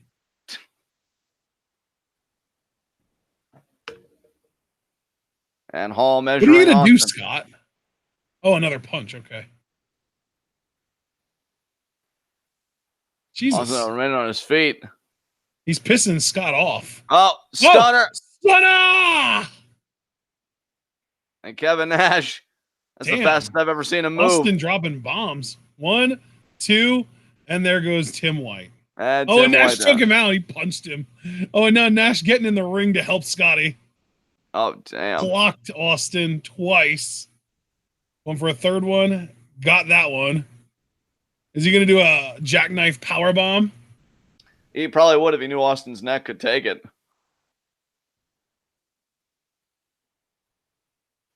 Oh, now Scott Hall. Oh, what's Scotty going after here? Oh, a chair. Aha. Oh, he's got Austin in the full Oh, this is going to be the miscommunication. Oh, kick there. Low blow. Low blow, Austin. Stuns Hall again. Stuns Nash. Nash goes down. Oh, man. Austin's just fighting off everybody. He's going for the pin, but there's no referee to make the count. Yeah, that rep's going to have to recover and get back in here, or a ramp's going to have to run down that very long ramp, and am I going to assume that a ramp? Yeah. It's going to be, it's the legendary slide. Oh, and the elbow by Nash. I forget what that guy's name is. Hashtag referee so fragile. And Scott Hall with a stunner of his own. No. I thought Hall was going to go for a stunner. Yeah, no. Oh, back body drop outside of the ring. Jesus. Because he did stun Austin a few times leading up to this, so. He wanted to go for a razor's edge there. And he might have even tried to do the razor's edge to the outside.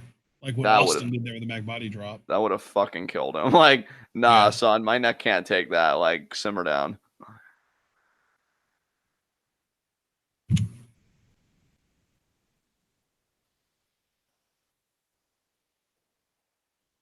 I feel like we're actually experiencing Hypothesis going through an existential crisis right now. Yeah, it's kind of hilarious. Because of all these wrestlers that are younger than him, and he's only just now putting it together. Yeah. It's kind of funny. And now Nash walking off here. All grumpy, like, I don't want to leave. He's my friend. I want to help him more. Come on, Scott, get a low blow. Oh, no, you're way too Come on, away. Stone Cold. Wake Tim Patrick up and get him back in this thing. No, he's going back after Hall. I I think you merged referees. It's Tim White, and I think the Patrick you're thinking of is Nick Patrick, who I didn't even know if he came out here. Oh yeah, I said Tim Patrick, didn't I? I'm sorry, I meant Tim White. Oops. Yeah, we know what you meant. Austin here. Sometimes I say things. Indeed, you do. Oh no, counter that not today, not this time, not for the third time in a row. Oh, hold on. Oh wow, Austin, learn to sell your own fucking move, dude. Timmy White, he's in the ring. This is wise, Mr. White. Wow. 1, 2, and Austin kicks out of his own move. Who would have thunk it? Referee should have gotten in here faster. Hall would have had the match won. He's going to go for Razor's Edge again. No. Oh, shoved him away. And this is the big kick. There's the stunner. And there's this follow-up into the best stunner. Yes. The legendary stunner. 2, 3. All the props in the world to Scott Hall for being an absolute professional and having the single best sell of a Stone Cold Stunner in the history of the business ever. Yeah. Look at Abel coming in, saving your face. Tim Patrick is a former Ravens wide receiver. He's actually a current Broncos wide receiver, Raven. Or Abel. I called Abel Raven now. Jesus Christ. I think you need to sit down, friend. I'm mixing all my nouns up, guys. They're all proper nouns, too. Oh, no. And Austin drinking some Steve Weisers.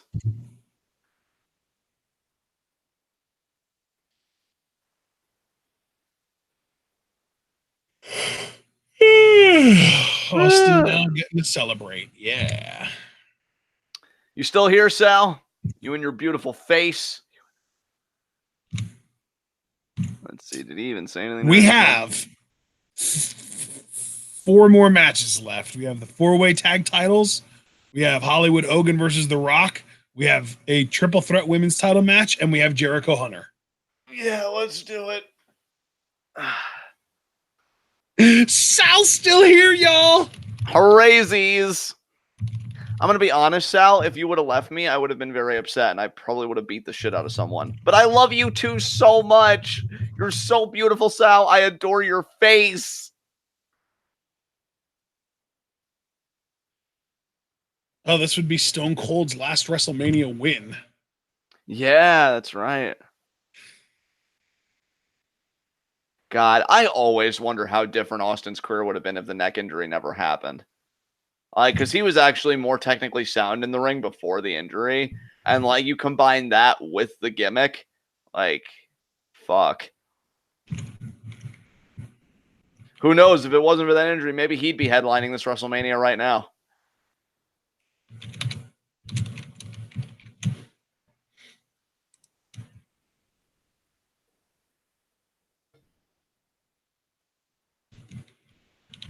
There's the salute to Toronto. Damn.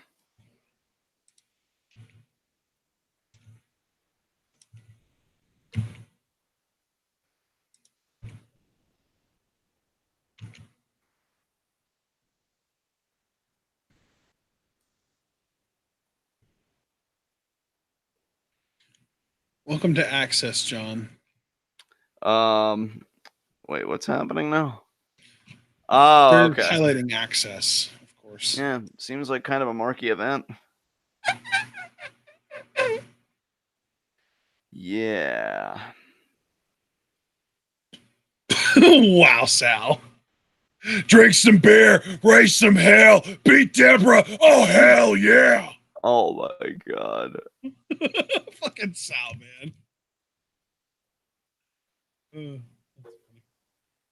I mean, it's not funny that it happened, but yeah, the way that Sal said it was funny. I shouldn't have to say that, but I feel obligated to. One of the OG accesses. Accesses. Right, John? Yeah, bud. Yeah.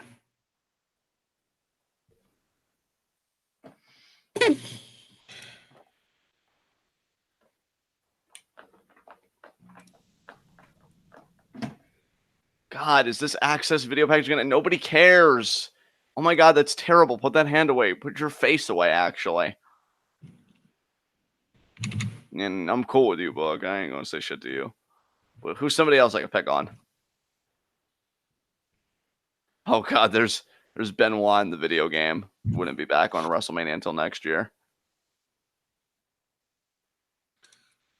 Christopher Benoit. I think it was probably Just Bring It.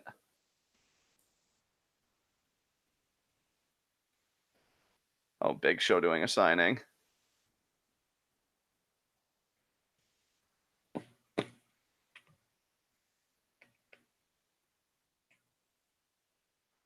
Oh, there's somebody in a Hulk bandana. Oh, that's the Undertaker that they're getting emotional with. Okay. Oh, people bowing to the APA? Have better standards for yourself.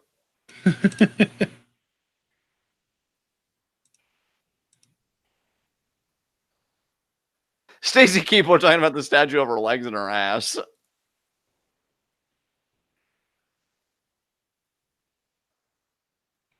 I wonder how many times that statue got molested. Jesus. I mean, I guess you're saying what we're all thinking, so. Yeah, I was gonna say, like, I'm not saying that it's a good thing. I'm just saying. No, like, I mean, I obviously know that. I would hope anybody that knows you. There knows are that. undoubtedly fucking weirdos out there that would do anything just to touch something that represents Stacy Keibler's ass and legs. Yeah.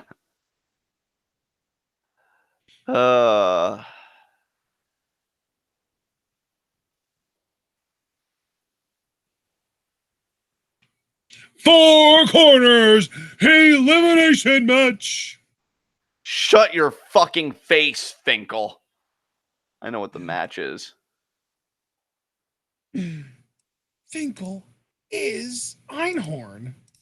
Einhorn is Finkel.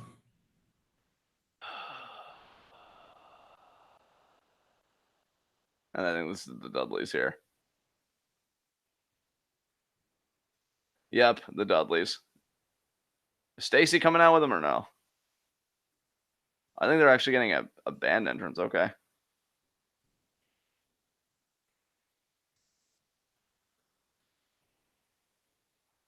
We all know that Billy and Chuck had the best theme. That was like Rico's theme, right? The "You look so good to me." Exactly. Thought so. So this is Saliva again now. Damn, Dudley's partying with Saliva. All right, all right. I don't remember them jamming. It's not often you see wrestlers like interacting with the musicians. So I guess I can dig that. It's WrestleMania. If you can't party at this time of the year, when can you fucking party? Never. Never, damn it. Now get out there and make me some motherfucking money. Yeah, Vince. God, he's the worst. God.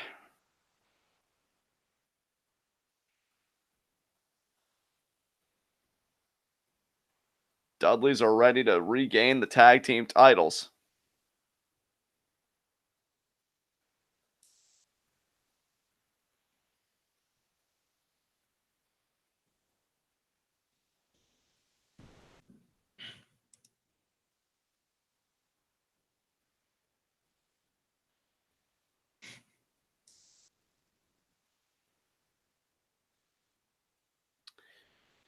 Let's see. Who were the tag team champions going to the show? I think Billy and Chuck were the tag team champions, right? Or Yes, they were, yes. yeah.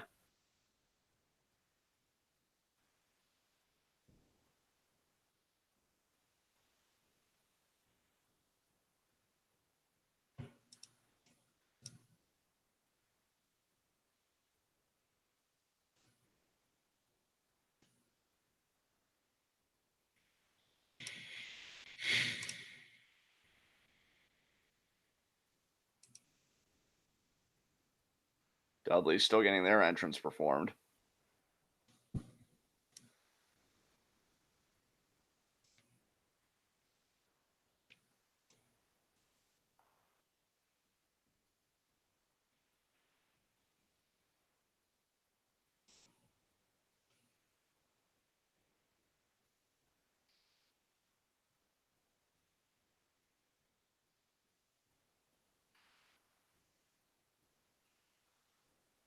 And here come the APA. Yep. Faarooq and Bradshaw.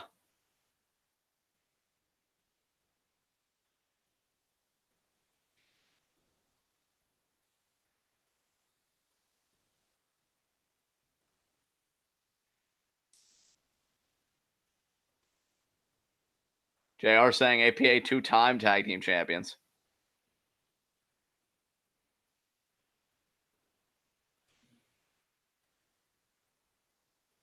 Dudleys are so ready for this.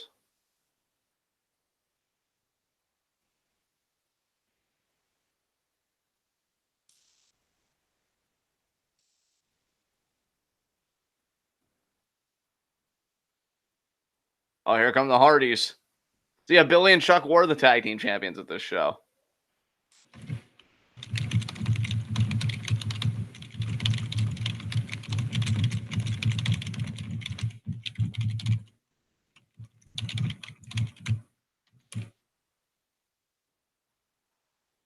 And I was going to ask where Lita is, but she's actually 2 matches from now. She's going to be competing for the Women's Championship. It's her, Trish, and Jazz. True facts are true facts, sir.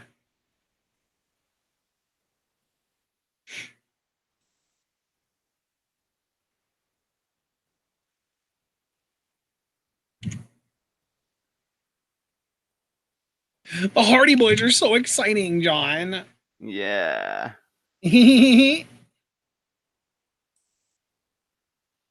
Oh, here they come. So good to me. Good to me. Never forget me and James's offshoot tag team, Beta and Cuck. And I think Sal was actually our manager, but what was your name again, Sal? Oh, boy. I think it was Chico. But I was going to say Chico. Yeah, that's funny. Beta, Cuck, and Chico. Greatest team ever.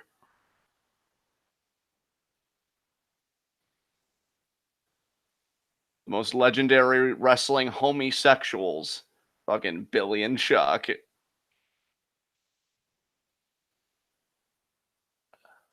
Oh, man. They're fucking Ninja Turtle-esque getup with the fucking headbands.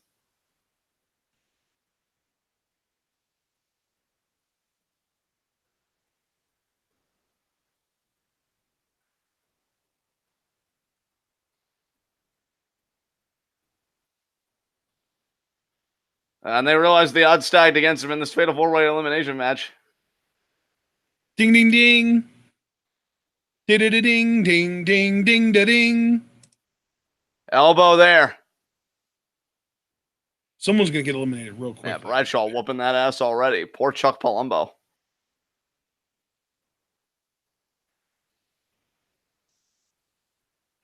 Oh, no. Billy Gunn.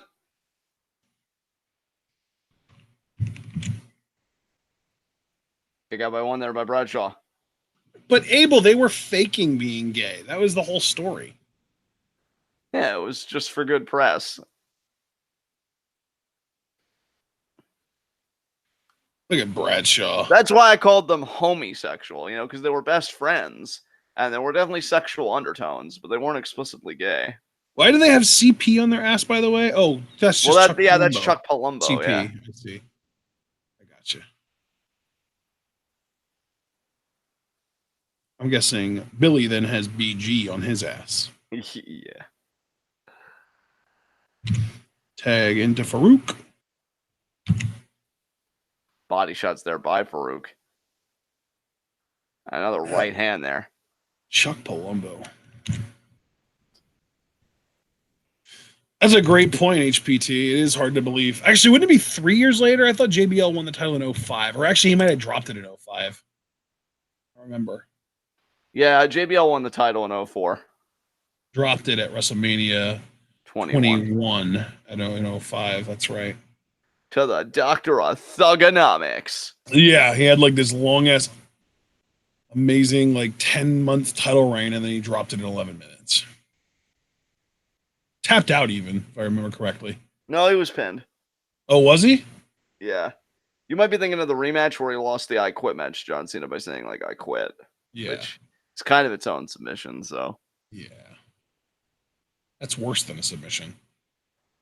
Power slam by Faarooq. And the Back there to tag Bradshaw. back into We're Bradshaw. going to see a clothesline from... No, shoulder block. You thought we were going to see new champions guaranteed after this, like immediately in the bout. Yeah. Oh, Bradshaw, you wanted to be Stan Hansen so bad. You fucking wish. He super duper did. Yeah, hypothesis. That's why I asked, because it could have been really weird, but it's just his initials. It's all good. I mean, I've only seen 2 Stan Hansen matches, and I can already tell you Bradshaw was never going to happen for you. And Devon now. Oh, man. Spinebuster. Just got the sinner booted right out of it. No wonder he became a deacon soon after this. Oh, my God. Really wow. That was a hell of a reach, man. Shots there by Faarooq. Oh, this could be the clothesline for spot right here. Yep. Oh, yeah. Wow, there it is. What a bump by Billy. Oh, Dudley's still thinking 3D. You're stupid. Let the champions get pinned. And there APA, goes Bradshaw. There goes the APA, but the champions are still in it. You APA. idiots. APA first team eliminated. Back body drop there. And now Devon gonna get some.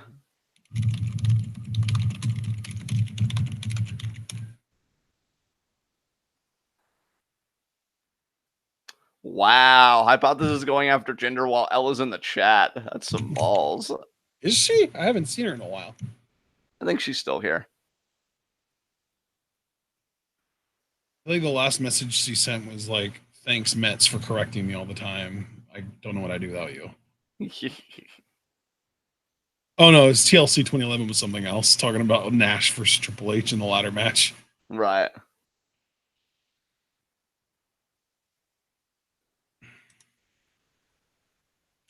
I mean, he can also say he wasn't as bad a champion as Jack Swagger, but that's a little that's bar to clear. So who cares? Yeah. I mean, I can even clear that, and I can't even jump for shit. And Bubba, whisper in the wind. Oh my God, when it would actually pop off at a quick pace. Yeah, imagine that. Jeff Hardy actually managing to, I don't know, climb the ropes in less than 3 seconds. Leave the memories alone. Oh, and Stacy. Jeff Hardy's like mocking her. And bang there to Stacy. Oh my God. And he throws her. Jesus Christ. Wow. Damn, Stacy was disrespected. I thought Orton RKOing her was bad. Shit. Oh, Doomsday Device. Kinda. Oh, Matt taken out. More forearm than clothesline, but it works. Bubba Bomb. Bubba Bomb!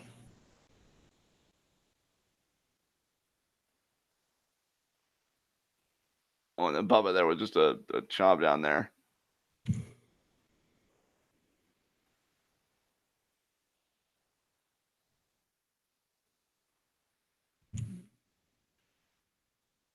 Elbow there by Bubba.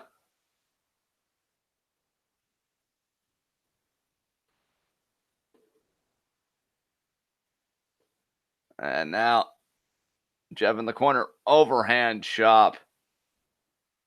Another overhand chop. Right hand there.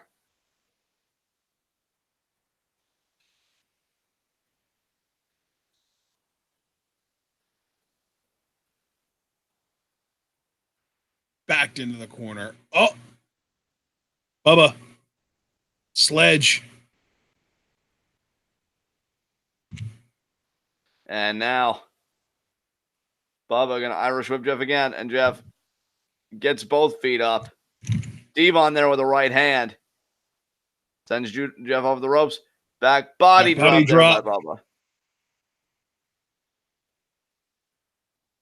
Stop there. Cover here. Kick out.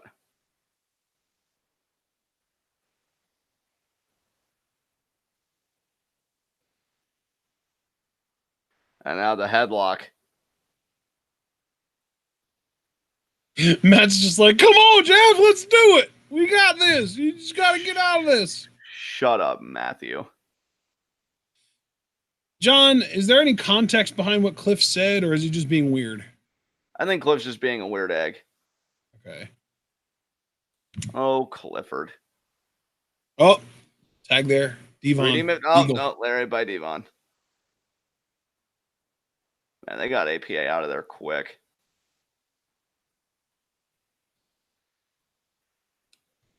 Two count. Oh, okay. It's apparently from the Saliva song, the theme song of the show. Ah.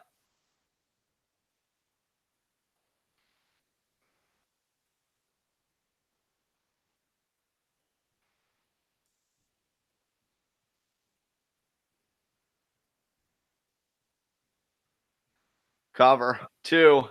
Kick out.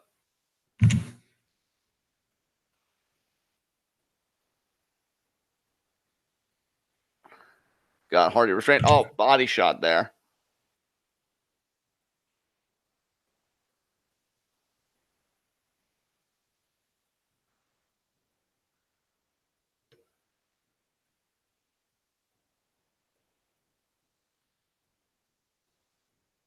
And Jeff now all hung up. Stomps there. Jesus Christ. Yep. Oh, and Bubba. Oh, shit. Who was it that did that a bunch in BOSJ? I forget. Was it Phantasmo? Yeah. Thought so. I didn't notice, but there is a table set up on the outside. Mm-hmm. You know, somebody's going through it.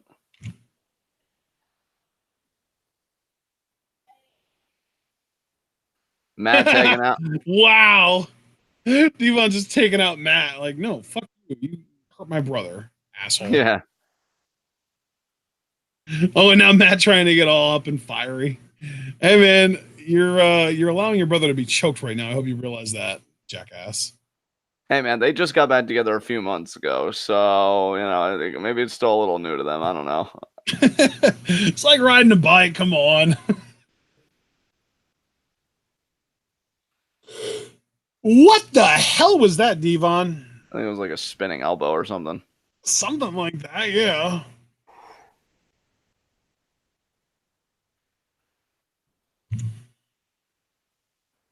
Oh, Jeff, no caught. Oh, Devon. Oh, Jeff reversed it now. I don't know what the fuck that was supposed to be, but I have no clue what it was either, man. I don't know what these guys are doing right now.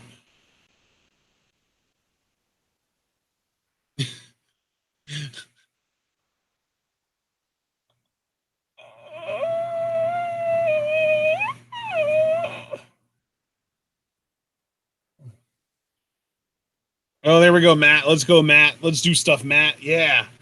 DDT. Oh, yeah, Matt. Back body drop. Yep. See you, Devon. Right hand. See you, there. Chuck. Oh, no, that was Billy. Now see you, Chuck. Oh. Bubba already with the back suplex. Side slam or side suplex. He's going up. What? What are you doing, Bubba? Senton. Oh, shit.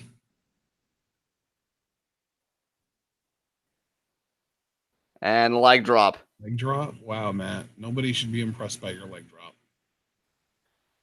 I mean, it did kind of fuse his tailbone. Yeah, exactly. Which is why it was dumb for him to do it, because it wasn't impressive either. Shit. Scoop slam there. Well, you gotta save your brother, Jeff.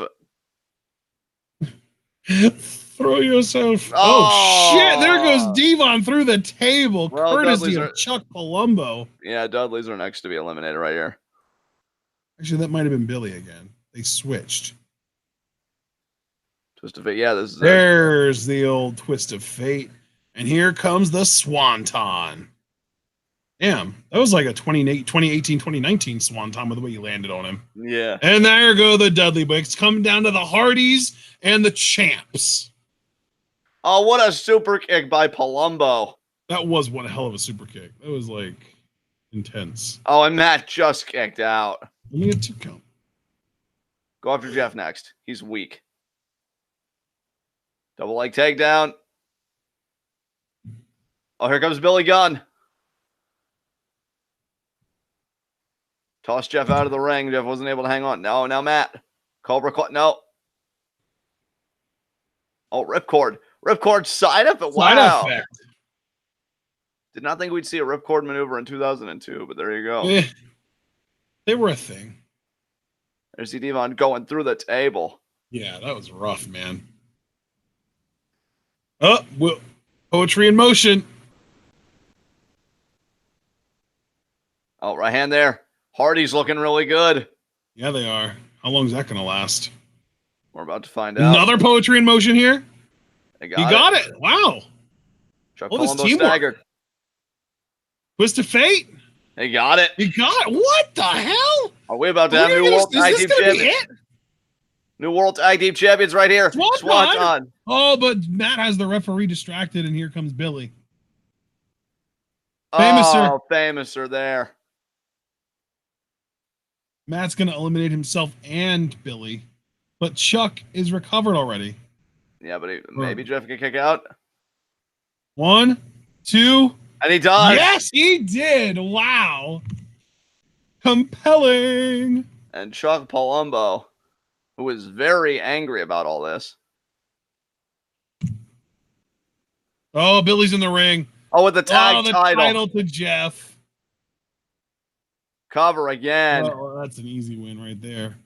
Yep. Womp, womp, womp.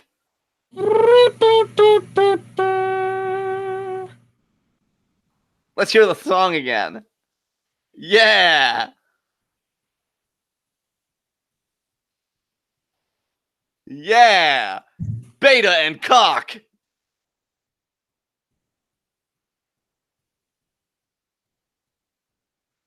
Where's Chico? Sal's Chico.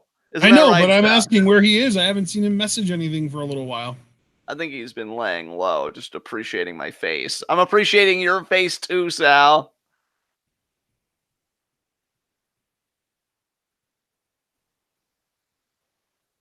Mark Sherman said the Hardys, according to their book, weren't pleased with this match. They thought it was just filler. Oh, dude, apparently Rico actually only just debuted the night after this. Ah, cool. That's why we didn't see him here. That's kind of crazy. I didn't even know that Billy and Chuck were a thing before Rico. It's Hogan. It's the Hulkster brother. Favor? Oh, he's saying he needs to do this on his own.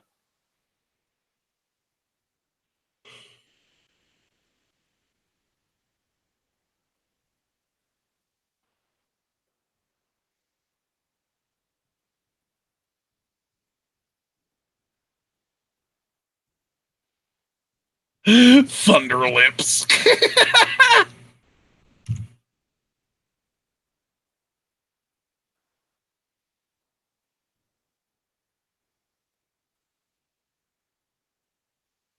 Oh, Mighty Molly. Oh, this is my favorite part right here.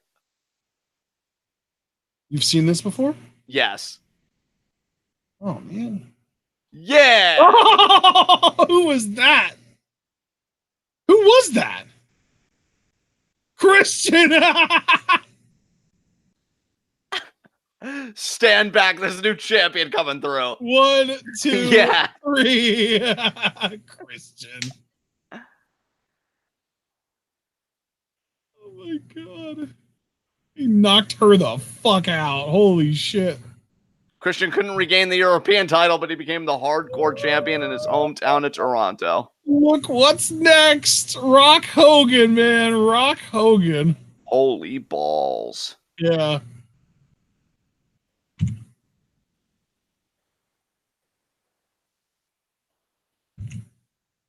And here's the video package, baby. Ugh.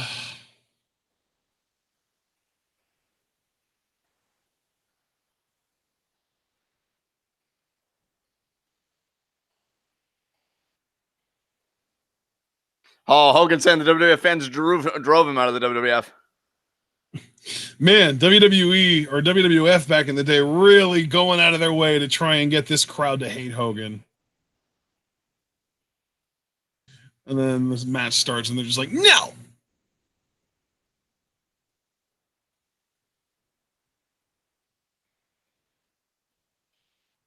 He's shooting, brother. I mean, the really sad thing is there legitimately will never be a star on that level ever again. Yeah. It's just never going to happen. If it does happen, it won't be in WWE because they like intentionally keep it from happening. Yeah.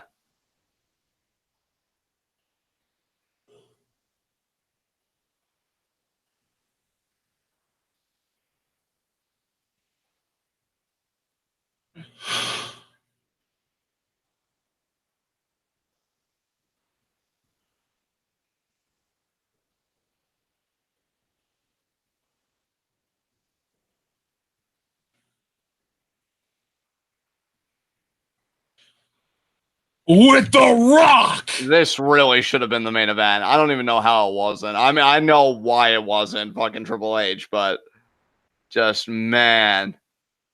Cliff with a $2 super chat. Hogan Rock, the best worst match of all time. I'm sorry, but there's nothing worst about this. This is just one of the best matches of all time.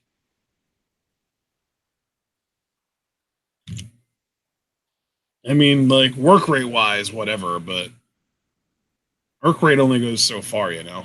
Yeah. And this is up there with, like, Hogan and Andre and Hogan and Warrior. Storytelling, y'all. And millions. Man, they really had Hogan healing it up, and it just did not fucking matter.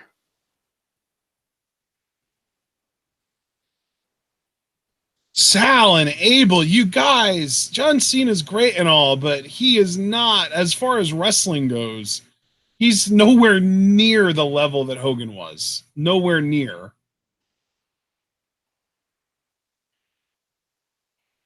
More talented, no doubt, but as far as actually like being over and like the most over and just selling out arenas and house shows and selling tickets and putting asses in seats and selling merch and all that shit. Like, yeah, Hogan blew Cena out of the fucking water. The only dude in the history of the business that's ever given Hogan a run for his money and arguably did surpass Hogan was Austin, and that's it. It's those two guys at the top of Mount Rushmore and nobody else in their fucking league. Rock is like a third, like in the sense that like he's a notch, like he is like, I feel like there's like, when we say that there's no one on the same level as Hogan and Austin, that's true, but there's also nobody on the same level as Rock. Like that's how separated the three of those guys were from everyone else. And there's like still a significant separation between the tier of Austin and Hogan and then The Rock. Like there's still a group, like a power gap between the top two guys and the third guy. But then there's an even bigger power gap between the third guy and everyone else. You know what I mean? Yeah.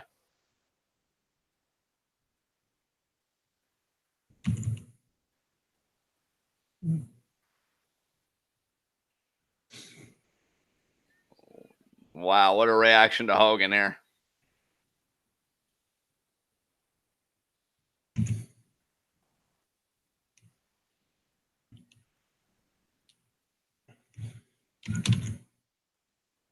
Yeah, Cliff, absolutely. I mean, if we're talking about who has been in the wrestling business that ended up being the most famous person, then Dwayne Johnson is the obvious answer. But we're talking about who was actually like, who drew the most money for the wrestling business while they were in it, then he's a tier below Austin and Hogan.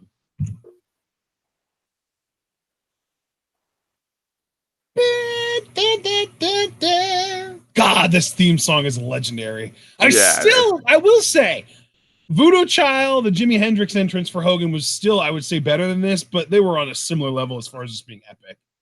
Right. When did Hogan make his first Voodoo Child entrance for WWE? Is that in 03? No, it shouldn't have been too much longer after this. Oh, really? Okay. Because I think in this, I mean, obviously we already know the result of this match and everything. So we know like NWO excommunicates Hogan after this. I feel like it wasn't too long after that. Didn't The Rock, actually, I'm not even going to say it because in case people haven't seen this, who are watching along with us.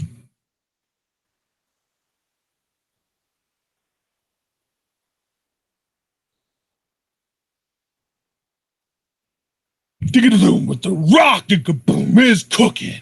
Yeah, I'm going to keep my volume on to the start of the match just to hear the crowd reactions, because absolutely, the crowd really was the third man in this match. Yeah. God, what a star Rock was, man. Hell yeah. And it's just like I feel like is the only guy in the history of wrestling who like his star shot straight past the wrestling business and is still rising to this day somehow. Yeah. Like he hasn't been a full-time wrestler in what, 16 years since 03? Yeah. And he's done nothing but make a bigger and bigger and bigger name for himself in that time outside of wrestling. Yeah. Like Batista is kind of following in those footsteps, but I don't know. I feel like he's kind of capped.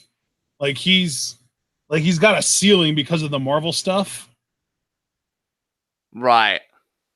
Like I don't know if he'll find that much success outside of Marvel. Like I know he did like the Hotel Artemis and Blade Runner 2048, but I don't really know. I don't know. I don't know how much success he's going to find outside of Marvel in general. Man, and Rock left like just shy of his prime, because you figure he was born in 72. So 2002, around 30. this time, yeah, he was 30.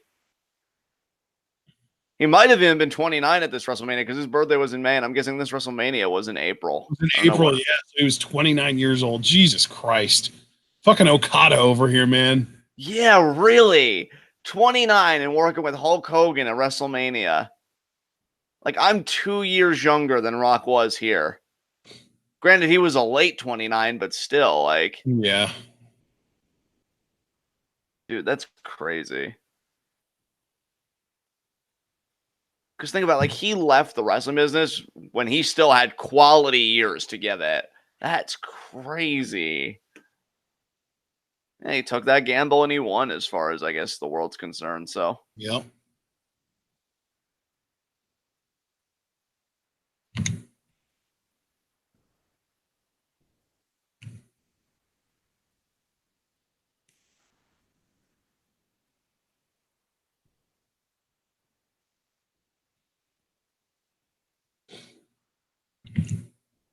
Damn. This is that electricity that The Rock's always talking about. Absolutely.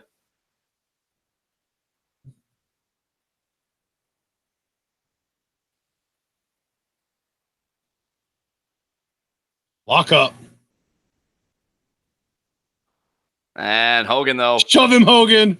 Oh, he's just going to walk him. I really wanted him to, like, throw Rock. Here it is. Yeah! Oh! See, that's how you know you're a fucking star, when just throwing somebody gets a pop like that. Yeah, dude, look at this. Holy shit. Oh, he's doing the just bring it thing, too. Holy hell.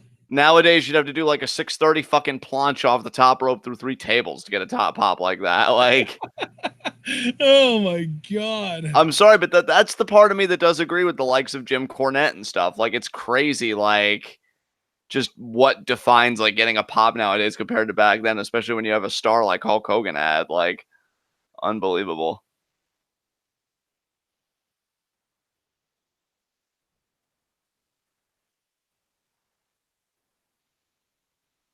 Shoulder block. And again, Toronto fucking loved Hogan. Oh, the poses. Holy shit, they are wild right now. Toronto and Hogan have a very special relationship, man. It's crazy. Dude, this is no... Well, and Hogan's never won in Toronto that I know of. Right. JR, you called this a mixed reaction? Are you kidding me?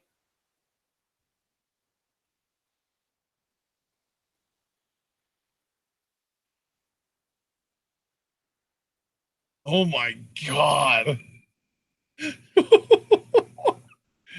There's another lockup. Hogan, though, with the knee. Sledge to the back.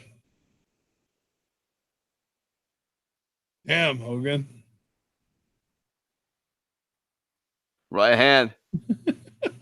He's going to send Rock over the top rope with just punches. Oh.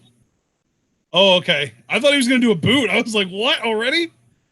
Dude, look at the crowd. They're so into this. This is amazing. And keep in mind, they're just doing rudimentary maneuvers. Like, you'd learn this on, like, the first 3 weeks of class, I'm guessing. Oh, Rock now. Shoulder. Oh, lariat. And now the crowd's going crazy for him, too. But it seems more booze. He just said, motherfucker, just bring it. Oh, boy. Damn. Bring it. Oh, my God. The word I keep coming back to with a match like this is atmosphere. Yeah. Shoved him. Shoved He him shoved him. Now Oh, my God.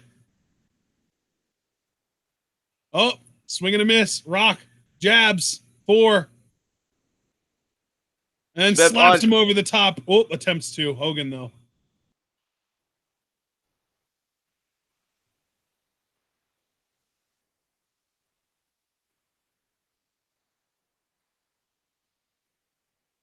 Rock's following him out there, though.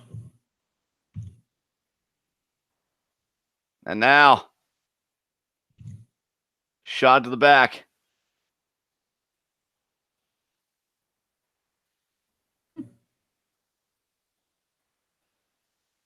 Uh-oh. Oh, wow. Is he going to try and knock him over the top rope again? No, okay. Uh-oh. Hogan! Oh, he went for the back body drop. Rock kicked him, though. Lariat there by Rock. Oh, stalking Hogan. Is he thinking rock bottom already? Yeah. Damn. Nope, back elbow there by Hogan.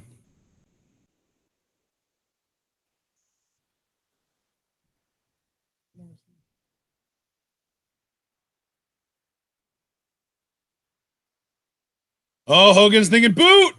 Oh, no, he's not. He's thinking elbow. God damn it. I want a boot. I want the boot, John. I want to see the Hogan boot. Yeah, you'll get it, brother. You'll get Elbow it. drop.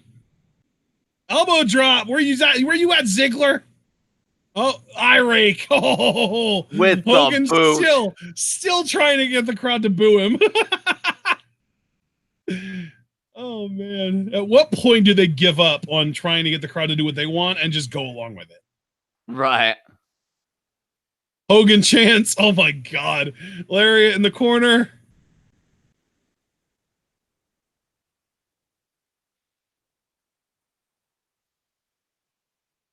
Oh, the punch. Oh, he's going to whip him hard. Oh, no, he didn't. Okay. Oh, punch. Punch. Punch.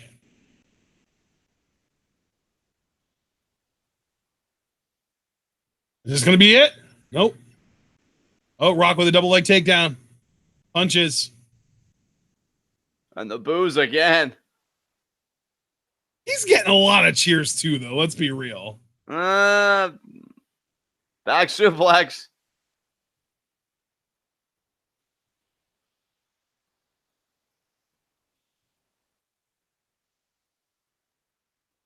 Two count. And Kyoto saying Rock kicked out. Man, Hogan is trying with everything to get people to not like him, and it's just not doing anything. Talking back to the ref, the eye rake earlier. Now he's going to do a fucking rest hold. I just hear Hogan, Hogan, Hogan. Yeah.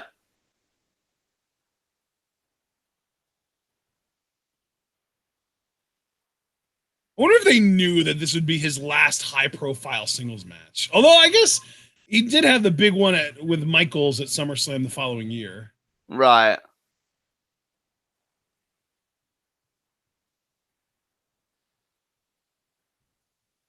I also feel like I keep hearing little pockets of the crowd chanting Hogan sucks. So it really is kind of a split. Granted, it's like 80-20 for Hogan, but you know. Yeah. Oh my God, the back rakes. Kyoto's just like, no, mister, that's naughty. Hogan's like, I'm Hogan, bitch. I do what I want. Yeah. Chop. popped him again. Another chop. Uh-oh, we're going to get 10 count punches. 1, 2, 3, 4. He's biting him! He's biting him! See, again, though, trying to get people to boo him because he robbed them of the counting to 10 thing and he did a heelish thing. Rock now with the comeback. With the chop. Oh, my God. Oh, man. Oh, the back elbow by Rock. Oh, choke slam. Choke slam by Hogan? What? Pin. Oh, no, he's actually choking him now. It was just outright choking him. Okay. 2.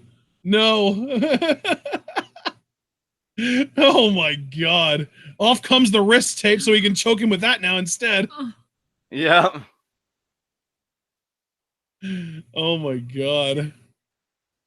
Hogan's being a naughty boy. And he's still getting chanted, Hogan, Hogan, Hogan. That's my childhood hero, everyone. Yeah, going out there choking the other guy with his wrist tape. Oh, missed the punch. Rock trying to fight back. Oh, my God. Oh, he threw him over the rope. Damn. Oh, my God. Where you at, Cliff? Talking about this is a bad match. Come on now. And Hogan just taking it to the Rock. Oh, right in the steel steps. Oh, I thought he was going to go ring post, but he went for the steps. Oh, and now the hot shot on the barricade. Oh, Hogan.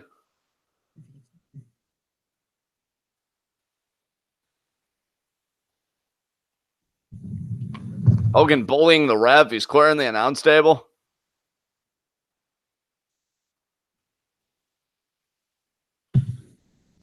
Oh, man.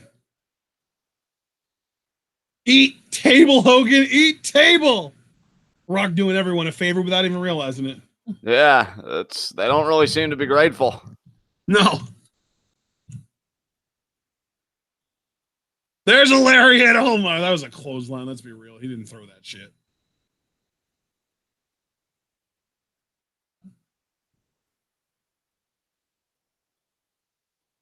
And Hogan now gets Rock back in the ring.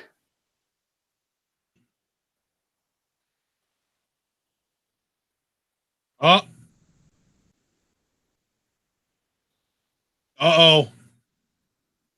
Oh, ref bump. Hogan's being so dastardly.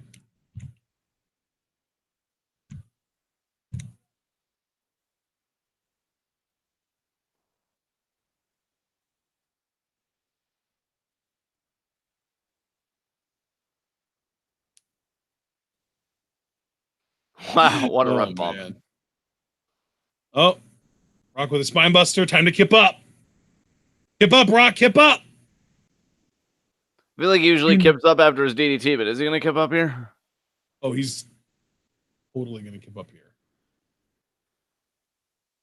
I mean, Hogan's stirring more than Rock is. Not. What the hell? I thought he always kipped up at whatever. No, he usually kips up after the DDT. Double leg. Sharpshooter. Oh, I don't want to see the Rock sharpshooter. He never crosses the legs right. So bad. Hogan ain't tapping it if he is. There's no referee. I mean, he could. Yeah, I was going to say. It's not going to lose in the match.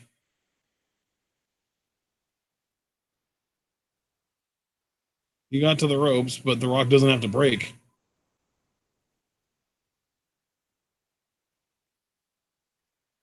Now Hogan's tapping, but again, doesn't matter. Rock's still keeping Hogan in the hole. Like, fuck this.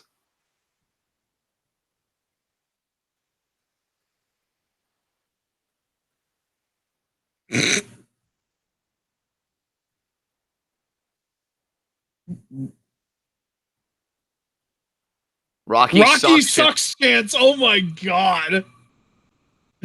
Oh, is Hogan gonna low blow? Yep, there it is. There's the low blow. And people are rooting for it, like, yeah, Hogan hit him in the balls. Oh, rock bottom. Rock bottom by Hogan. But there's no ref to count. Oh, there is a ref. 2. Oh no, and Rock kicks out. Jesus Christ. This crowd is insatiable. Oh, wait. Oh, Hogan's taking the yappa pie strap off. Oh, he's whipping him. Oh, with the weight belt. Oh my god. Oh, and now he's wrapping it around his fist to punch him with. Off the ropes, and oh, he missed. Yeah, there's the DDT. He didn't kip up though. The crowd's still booing. Look at Rock's face. You ungrateful fucks. Yeah. He really does look extremely angry with the crowd right now, doesn't he? He does. Don't you know I'm not the racist one? I'm leaving for Hollywood after this. Yeah, totally. I'm going to beat Hollywood, and then I'm leaving for Hollywood. Oh, now he's whipping Hogan. Oh, there's 2. That's 3. For being old. Oh, leather meet leather, strap meet skin. He spit on it, a little extra stank on there. Damn. Spinebuster time? Or is he stalking for the rock bottom? He's stalking for the rock bottom. He got him. And the referee is recovered now, it looks like. 1, 2. He kicked out at 2! And he's hulking up. Even a near fall. Holy shit, Hogan. Oh, and he's starting to hulk up. Oh, no. Oh, no. Oh, here it comes. You. You, sir, made a mistake. Blocked. Punch. Punch. Punch. Shoot him off the ropes, Hogan. Here we go. Big boot, finally. Leg drop. Oh, he got him. Pin. 1, 2. Oh. Hogan can't believe it. Look at this fucking crowd, dude. They are on their feet for this. Yeah, JR even just said the fans on their feet. Another boot? He's going to go for another boot. He got him again. He's going to go for another leg drop? Oh, but he missed this one. Oh. Oh, my arthritis. That'll temper the crowd a little bit. And now Rock. Rock bottom? That's going to do it. Oh, now he's going to kip up. This is going to be where he rolls onto his back and kips up and does the people's elbow, right? Yeah, I think he is going to go for the people's elbow here. Oh, but he didn't kip up. He didn't kip up the entire match. What the fuck? Maybe he's working and maybe it's like, nope, I'm going to be a heel. Yeah, kip ups are for good guys. Another rock bottom. He's covering him, ref. Count. There's the kip up. There's the kip up. And look at the crowd. They're going wild for Rock too. What the hell? This is ass backwards. They're rooting for everyone. Both these guys. Both these guys. And there's the people's elbow. And that is going to be it. 1, 2, 3. Rocky might suck, but Rocky won. God. And yet you make Jericho Triple H the main event. Jesus Christ. I know, dude. I know. Oh my God. Wasn't The Rock full-blown heel going into coming out of this show too, like on the following episode of whatever show he was on? No, the heel turn was like a slow progression, but yeah. Wow. I thought it was like this was the heel turn and he was just Hollywood heel after this. No, it still took a little bit. Interesting. Man, that fucking Hulk up sequence. That's going to get anyone that's familiar with it.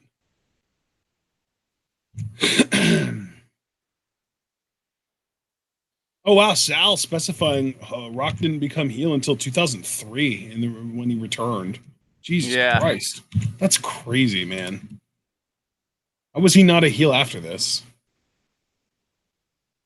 I think they just didn't want to turn Rock like after one match when it was against Hogan, where I don't even know if anybody considered the possibility that Hogan would be well received. Yeah.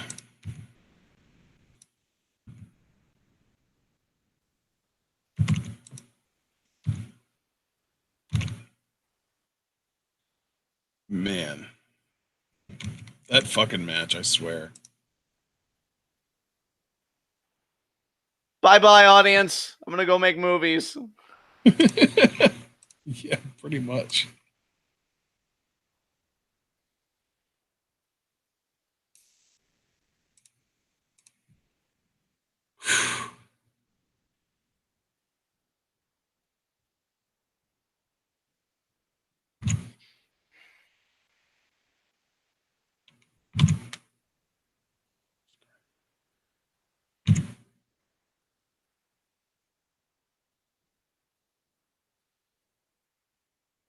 Hogan won the handshake. Damn.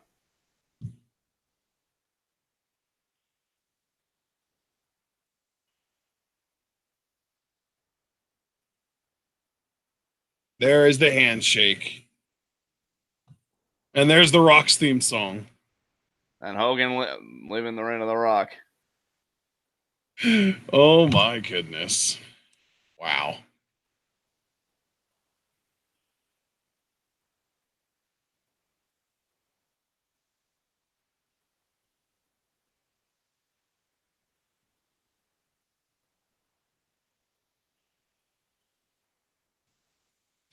Man.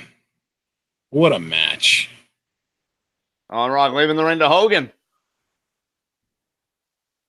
That match is fucking legendary, man.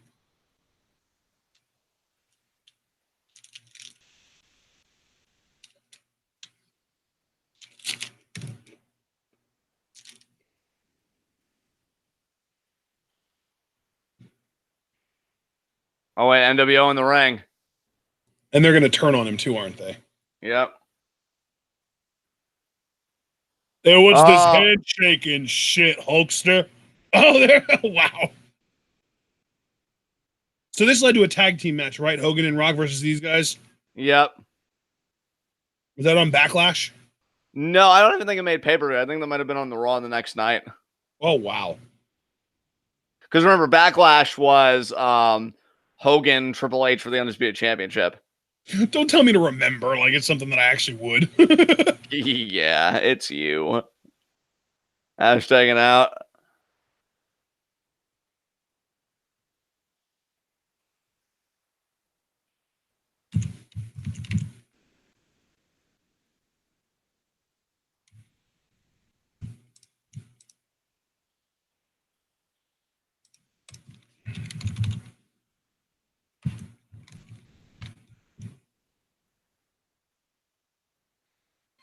Sal. Wait, what did Sal say here? Can I get a live reaction to Backlash 2002 next? Sure, when you pony up, bud. Yeah. You're a few months away from being able to afford that one, brother. You got $15 left in your bank, in your TWitWoW account. And Backlash 02, I'm imagining, is be like 28, 27, somewhere around there.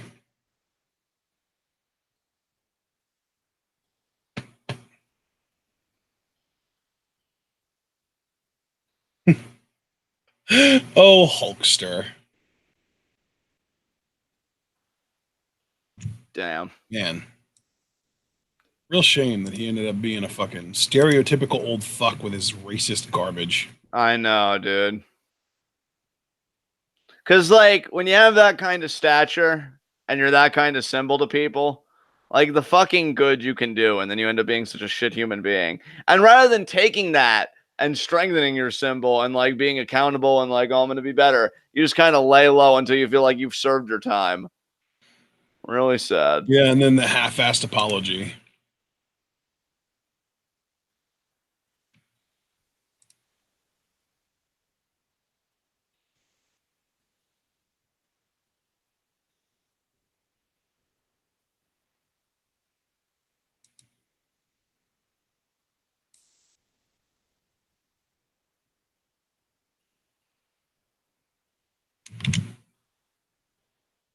Oh man, the Hogan celebration. Because even though you didn't win the match, you won the war. Yeah. Hey, man.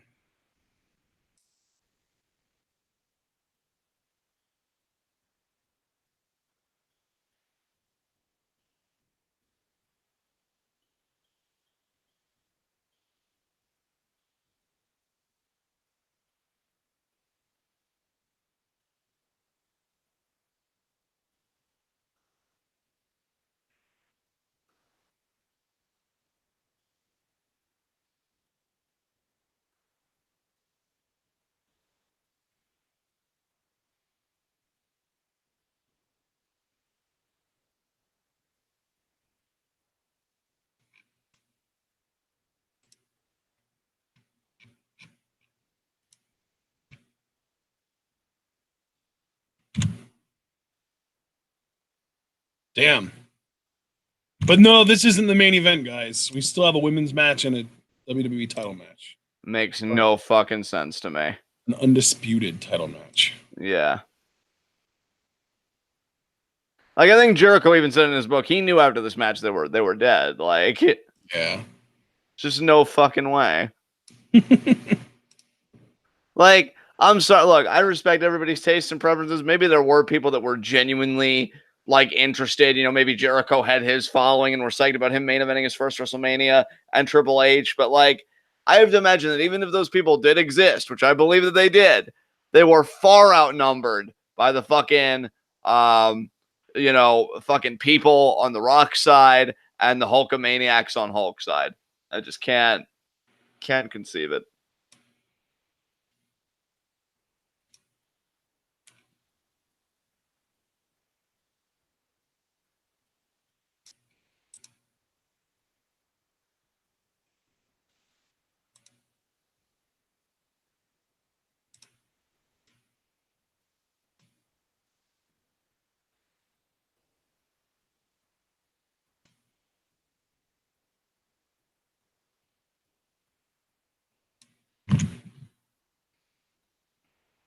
Okay. Oh, what are we doing now? Oh, he's raising Hardcore his title hand. stuff? No. He's putting him over. Man, this kind of celebration for a guy that was fucking gone. Yeah. I wonder how Hulk felt about that. Wait, I put him over for this? Well, why the hell didn't you just have me go over, brother? I would have stuck around. He must have really liked Rock to put him over not once, but twice. Twice? Well, because he put him over at No Way Out 2003. Oh, I didn't know that there was another one of these matches. Yeah, it was Rock Hogan too. At a non-WrestleMania. What the fuck? Yeah, because that was leading to Rock Austin at WrestleMania 19 and Hogan versus McMahon at WrestleMania 19. Oh, I see. Yes. This makes all the sense.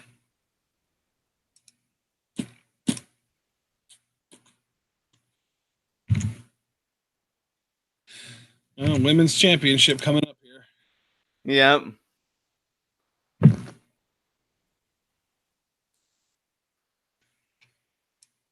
Women's championship.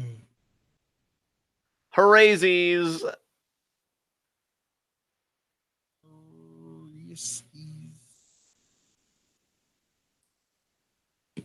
Hey, let's see how Christian's doing with the Hardcore Championship. Record-setting attendance.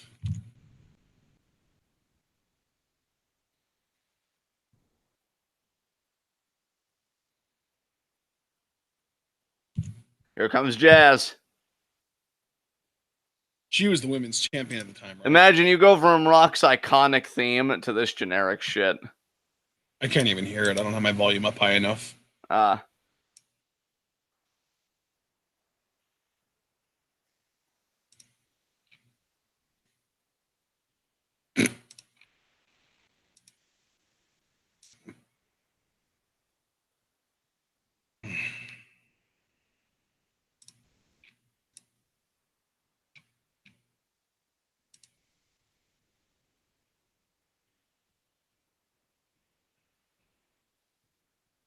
Here comes Lita.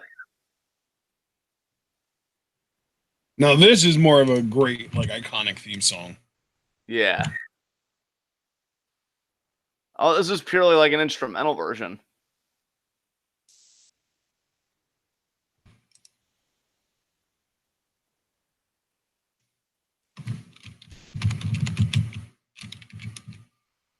Lita ready to become women's champion.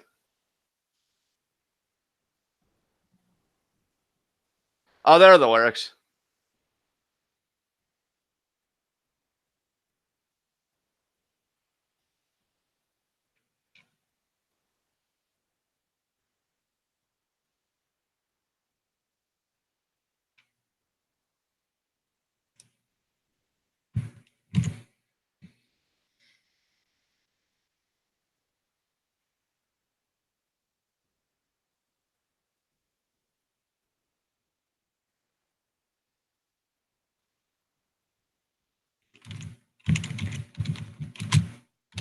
On Lita and Jazz face to face.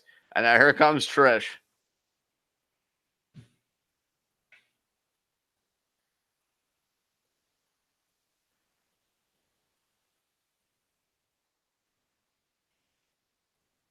Well, I wonder who's winning this match. Gee, I wonder, sir.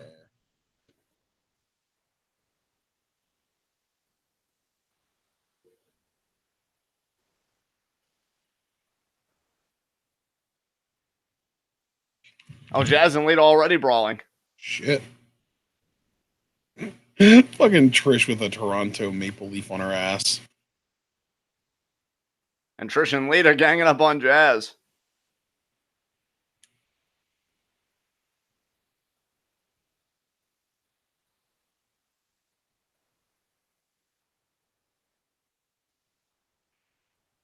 Oh, there you go, Jazz. Oh, but Trish. Oh. Trish recovered quickly. Half crab by Jazz. Damn. Nice.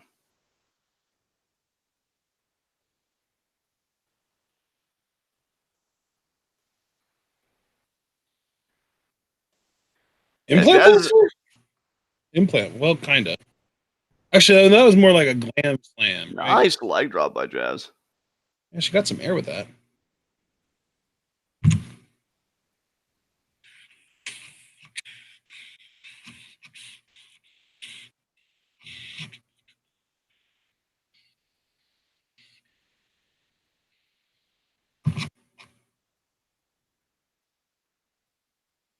Oh, Lita.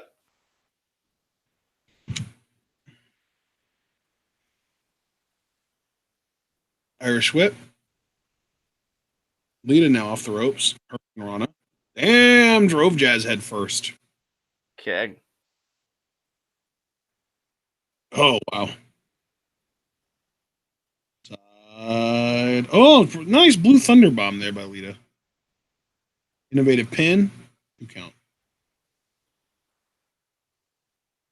Oh, rakes the eyes. Yep, that a girl, Jazz. You know how you do it. Jazz, what is this? Pump handle. Oh! Pump handle hot shot. What? Yeah.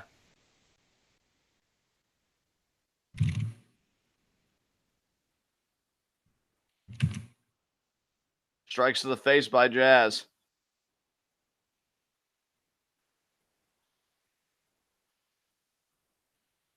Oh, Jazz breaking out of it here.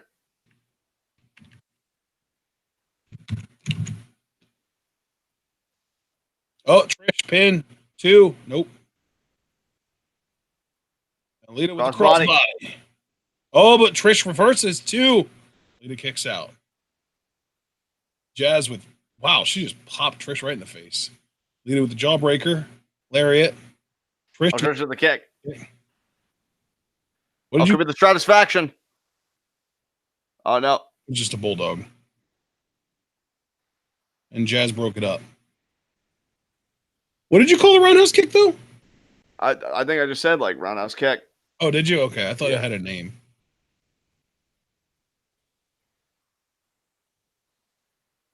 Kick to the gut. Fisherman. Damn, release Fisherman suplex. Suplex. Lita breaking it up.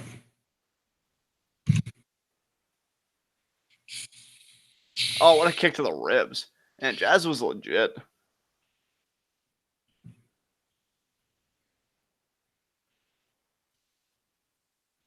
Oh, inverted DDT.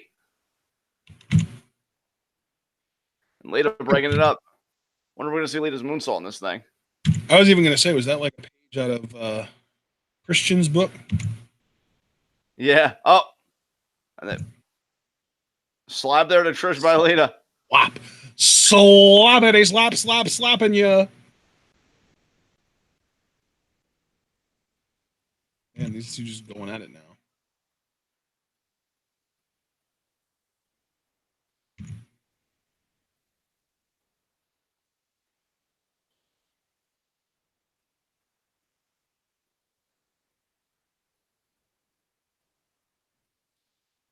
Oh, Lita thinking maybe her moonsault.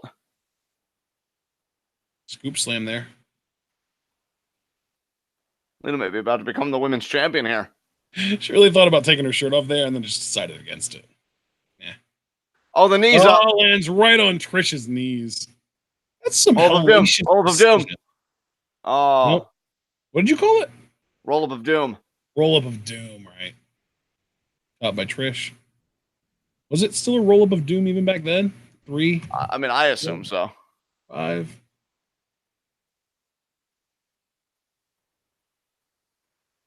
Oh, shit.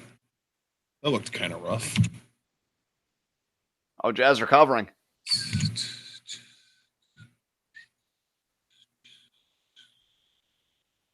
Backslide by Trish. 1, 2, and Jazz kicks out. Lariat. I thought it was actually a bit better than I expected it to be. Oh, Jazz. Jazz sent to the outside. Trish, though, charging. Oh, but Lita got the foot up. Lita now. Oh, Trish lands on her feet. Oh. Now we're going to get Stratus. Oh. Shit. No, we're not. Trish hung up on the middle turnbuckle there for a moment. Oh, no. Don't tell me this is Trish or Lita doing her fucking breaking her neck or whatever it was. Oh, she's thinking about that Lita Kanrana.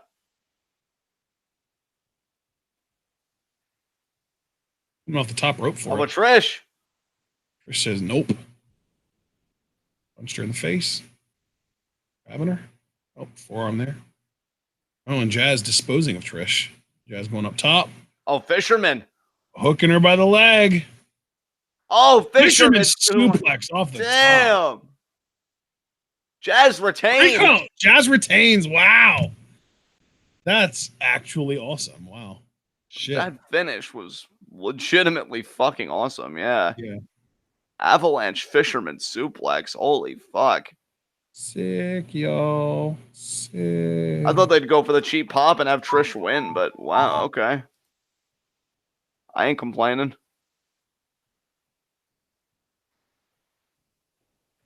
Oh, Christian.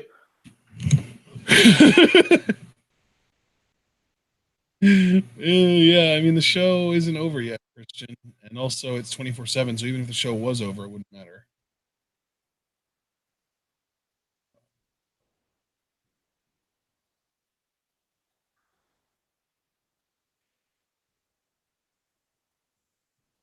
Fucking Maven. 2-time hardcore champion. And Maven even steals the cab. Oh my god. Is Christian going to throw a tantrum now? Kinda. Christian was so close. Shouldn't have kissed the title. There we go. Undisputed championship. I wonder who the fuck's going to win this match. Yeah, I know. God.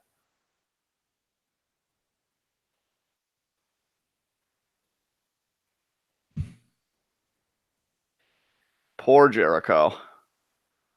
Yeah.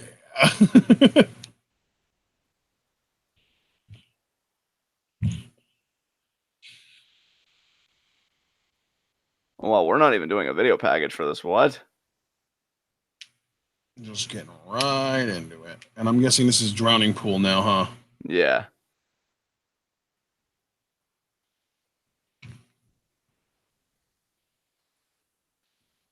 Triple H just be thinking like, meh, Lemmy's better.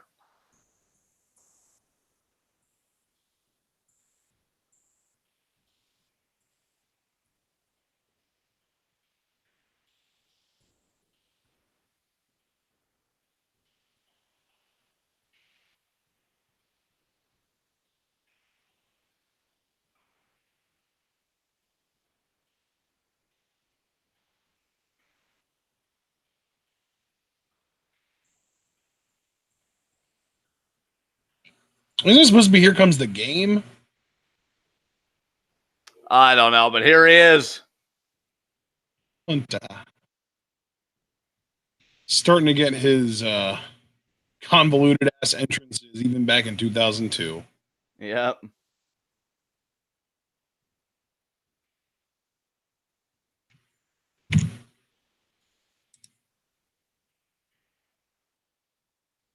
Thank you, Sal.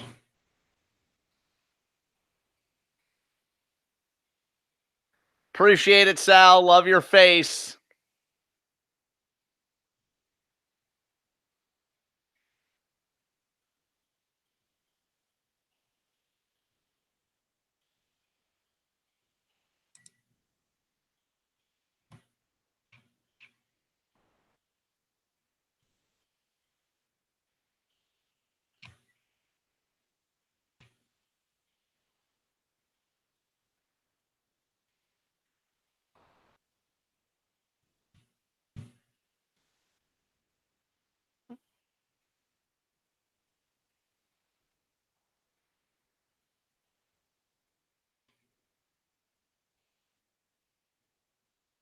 Oh, wow, Hunter. Really shouldn't have main evented. What? Oh, yeah. Yeah, definitely. Because you can already tell, like, I don't even feel like Triple H is getting that much of a pop from this crowd. I feel like they're exhausted. Yeah, that's a good point, because he is the good guy. Yeah, like you would expect him to. Yeah. Get good, Hunter. God, can't have a son, can't get a pop. He's just like, get good. I'm the best, damn it. Yeah, but you can't have a son, you can't get a pop. What can you do? You're useless. I'm the best at wrestling. Yeah.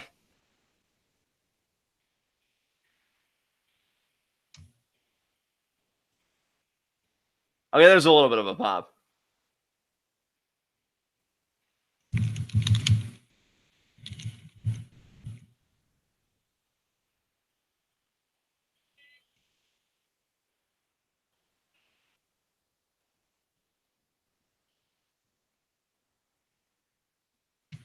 And out comes Jericho. Go, Jericho, go!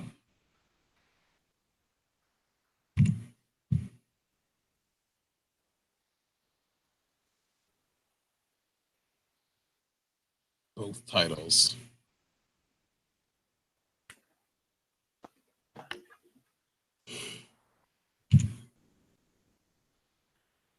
Oh, and inviting Stephanie out here. Oh, yeah. Gotta get her out.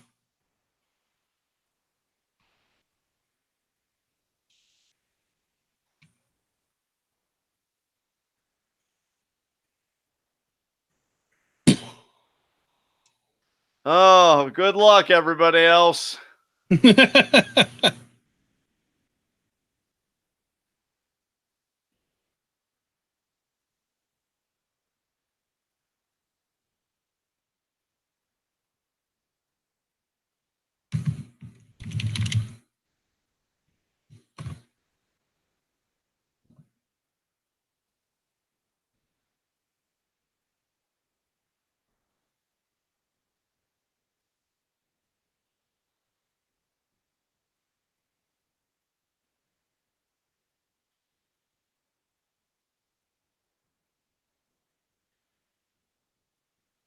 Jericho's so smug, so confident. But damn, is he rocking those two championships?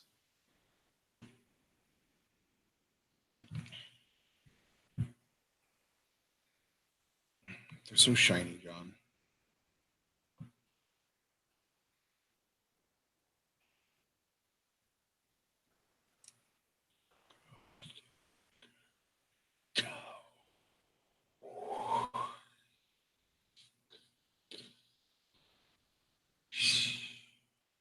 That's what it's all about.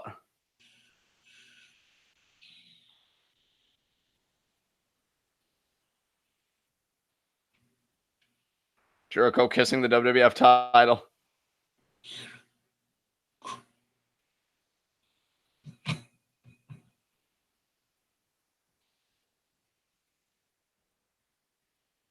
That's what it's all about.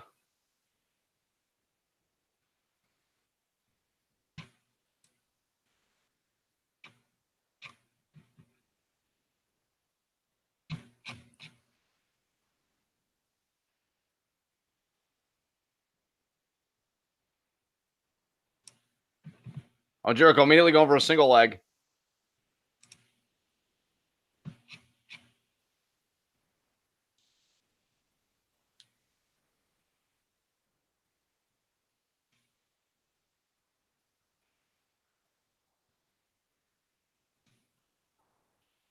Oh, versus the lockup. Going after the leg.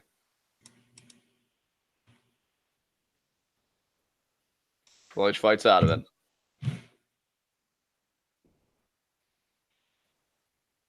Man, these poor guys. Yeah, I do not envy them. Just had to go on last, you assholes.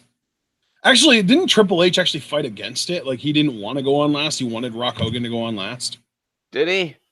I mean, unless it's like, you know, alternate history based on hindsight from Triple H. But I'm pretty sure that he's said before that he fought to have Rock Austin go on, or Rock Hogan go on last. I mean, whether you believe that or not is a different story. I mean, if he did, I respect him for it. I don't know why anybody would think. Given the history of Hogan, because it's the undisputed title is the big right. And hey, I'm actually more for tradition than I realize. There are a lot of traditional principles in wrestling that I find myself agreeing with. But I feel like you only really adhere to tradition if you read the room. Like, if the room says, yeah, title going on last is best for business, then you do it. But if the room says, oh, wait, it's fucking Hulk Hogan coming back to the WWF, and he's facing the fucking Rock, who, was really freaking over. And, yeah. Like super duper. Like, if that doesn't exemplify the exception to the rule, then the exception shouldn't even be fucking talked about. Yeah. And Triple H. Pretty much. Yeah. And Sal echoed my sentiments. I think I said something similar earlier in the recording. The least important person in this feud, and he's the fucking WWE champion. Brilliant. Yeah. Well, yeah, because the overarching feud is really all about Triple H versus Stephanie, right? Exactly. So that's just some garbage right there, okay? Jesus fucking Christ.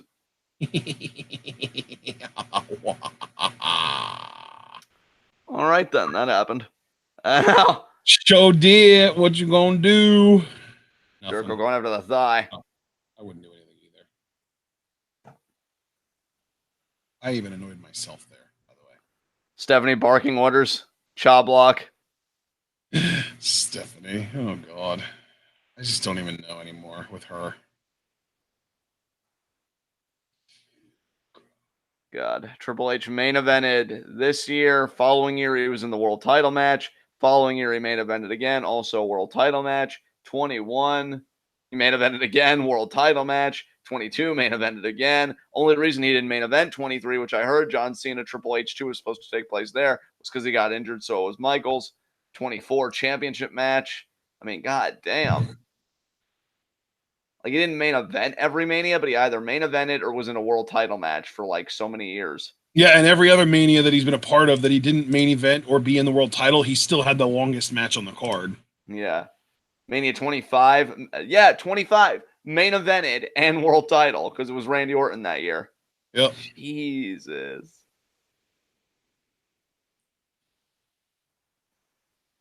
So, like, the next 7 years. Wow. Shinbreaker? Yep. What the fuck? That was off. Kick him. Fuck. Triple H with the figure. P. A. Oh, and Stephanie gonna rake the face. Rake the face. Fucking Hebner's so incompetent. That's our Heb. No, I don't claim him.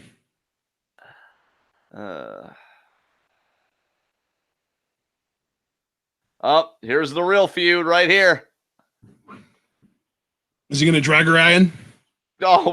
Jesus Christ.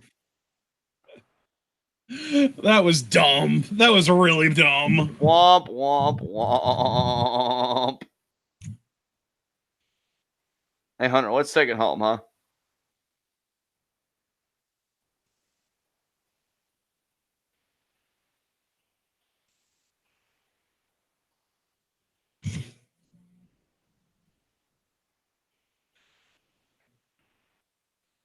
Oh, here comes Jericho.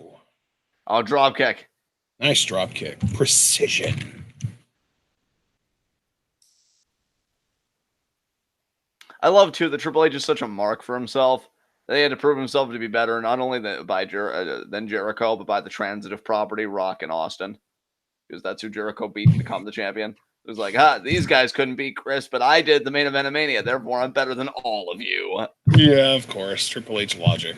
The game. And a kick to the thigh there.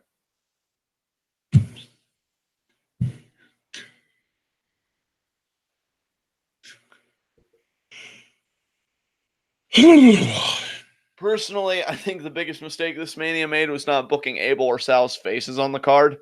Because if they did, I feel like it would have been a much better main event. Sal versus Abel versus Jericho versus Triple H in a fatal 4-way. I mean, Sal and Abel alone could compete with the overness of Rock Hogan. So yeah, I mean, honestly, how do you even compete with that match? Exactly. Like, get good, WWE. Jesus Christ. Yeah. So you get it. You get it. You're the man. It's gonna be a fucking stretch muffler by Jericho. Wow. Mm-hmm. Don't worry, Hunter. I know it'll get the fans into this match more than two icons. Work rate. Near the canvas.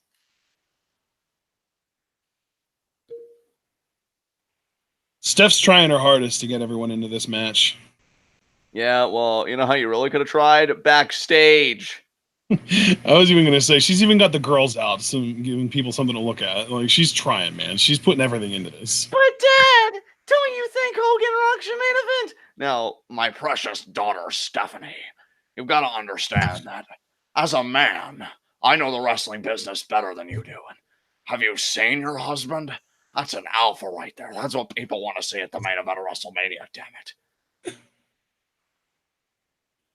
And ring post. Somehow implying that one or both of these guys aren't also alphas. I mean, I guess you're right, Dad.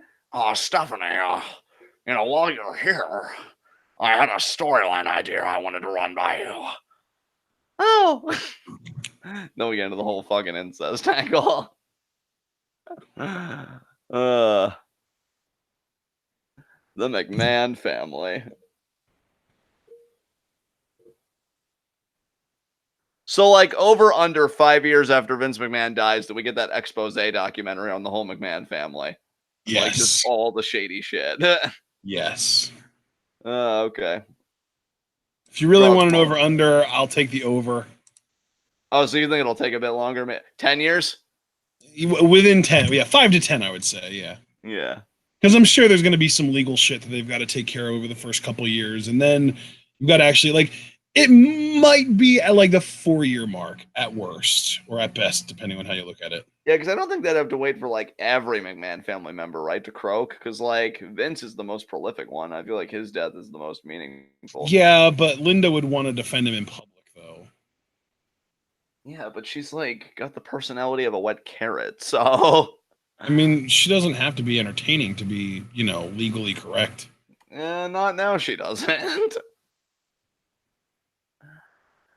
Jericho continuing to go after the thigh. I wonder if Kevin Nash kind of gave Triple H some pointers before this main event.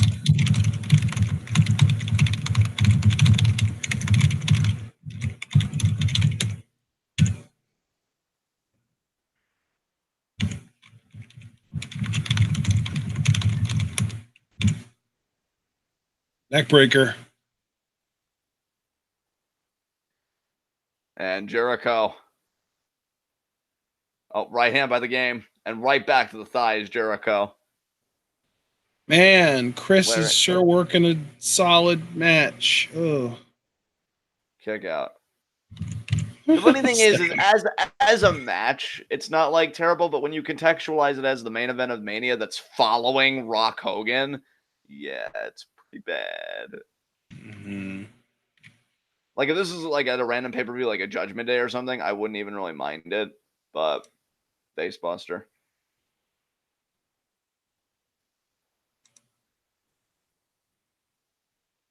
Jericho gonna shot block again? I think he tried to. Oh wow, wow, that's not gonna do you any favors. Coming for you! Oh god, that's a concussion, brother. Double A spine buster. Get used to this style, folks, because this is the kind of wrestling match you're going to be getting for the next 7 years. Mm-hmm.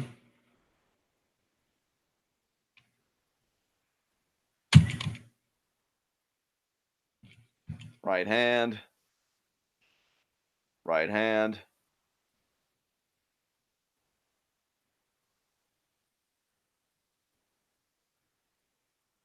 Oh, Triple H over the rope. Damn, Hunter. Do the job. Uh-oh.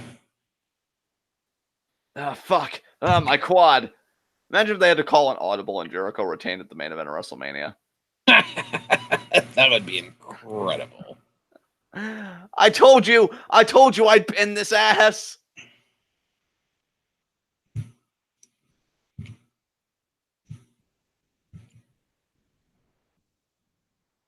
Earl Hebner arguing with Stephanie. Oh my god. I feel like this match has already gone on way too long, honestly. We've got blood. Well, I mean, the thing is, like, it was the main event of the show. Of course it's going to go long. That's the whole principle of it. Yeah, but just because you can doesn't mean you should. Triple H. Okay, simmer down there. Well, excuse my face. Oh, speaking of face, Jericho just got kicked right in his there.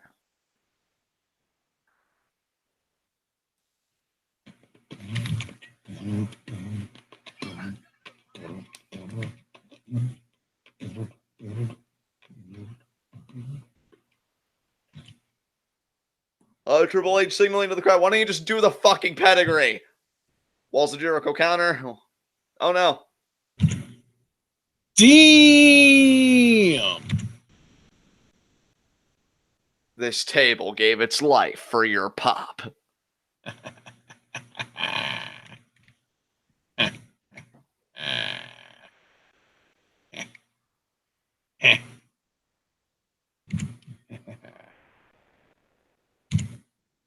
Good job, table. I am the table. Yeah. Not really, JK. Oh boy. And Triple H now back in the ring. Oh my god. Lion Salt. You got it.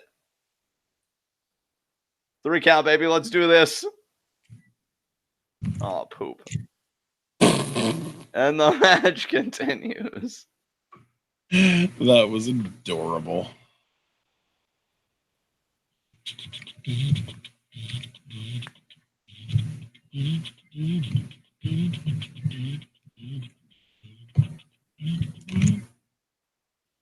Uh-oh. Uh-oh. Walls time. Maybe. Maybe. Maybe. Oh my god, no. Oh, he got kicked out of it, John. What's he gonna do? What a counter. Oh, wow. Uh-oh. Pedigree. Oh, nope, nope. He just forearmed his knee. Into the walls. Oh, yeah. Oh, yeah. There it is. That's the walls of Jericho right there. Center of the ring, too. How is he going to overcome this? The old Waj.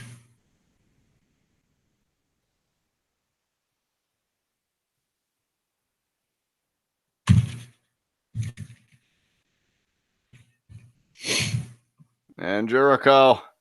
Pull him Is he back. going to do it? Pull him back.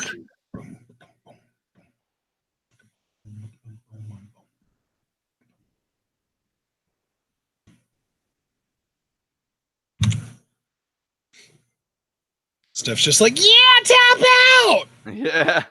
There you go, Chris.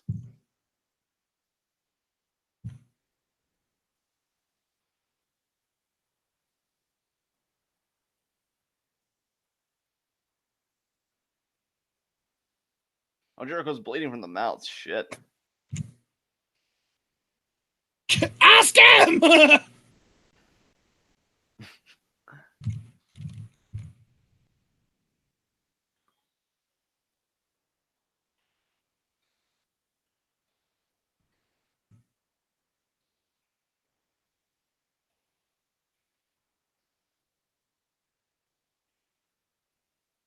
They got there.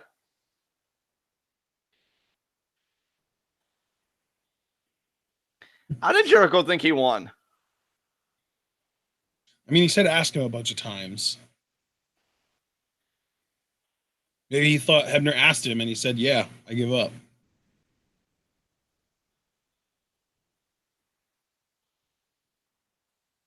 Steel chair time. This shit is fucking compelling, John. Oh, the boot. Das Boot. To Das face. I can't wait to watch. Oh, DDT on the chair. You didn't dispose of the chair, Hunter. Hebner doesn't give a fuck. But Jericho still your undisputed champion for now. And what riveting drama here at WrestleMania 18. Forget the rebirth of Hulkamania. Can that quad hold up?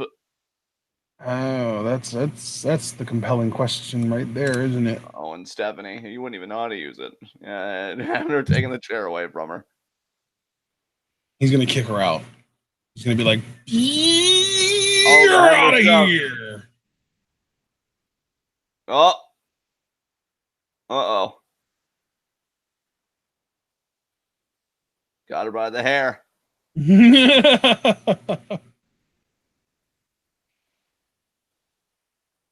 I was gonna do the pedigree her now.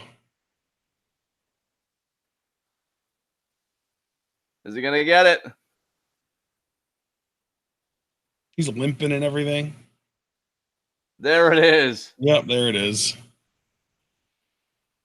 Flat. Planted her out.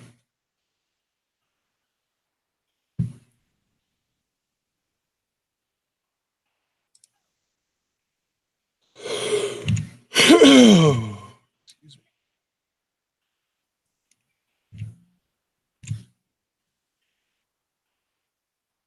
Jericho. Pin. 1, 2. Oh, wow, Hebner. Why don't you fucking make it obvious that it's not going to be a 3, you asshole? He's the worst. Yeah, your hatred for Hebner. It's become a TWitWoW staple at this point. He's just awful. I love him so much.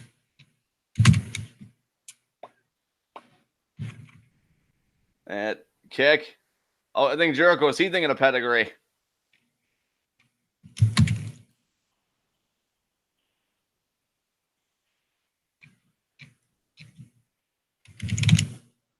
Catapult. Jericho. But Jericho lands on his feet on the middle rope. What's he gonna? Oh, get kicked in the gut and pedigreed. Yep.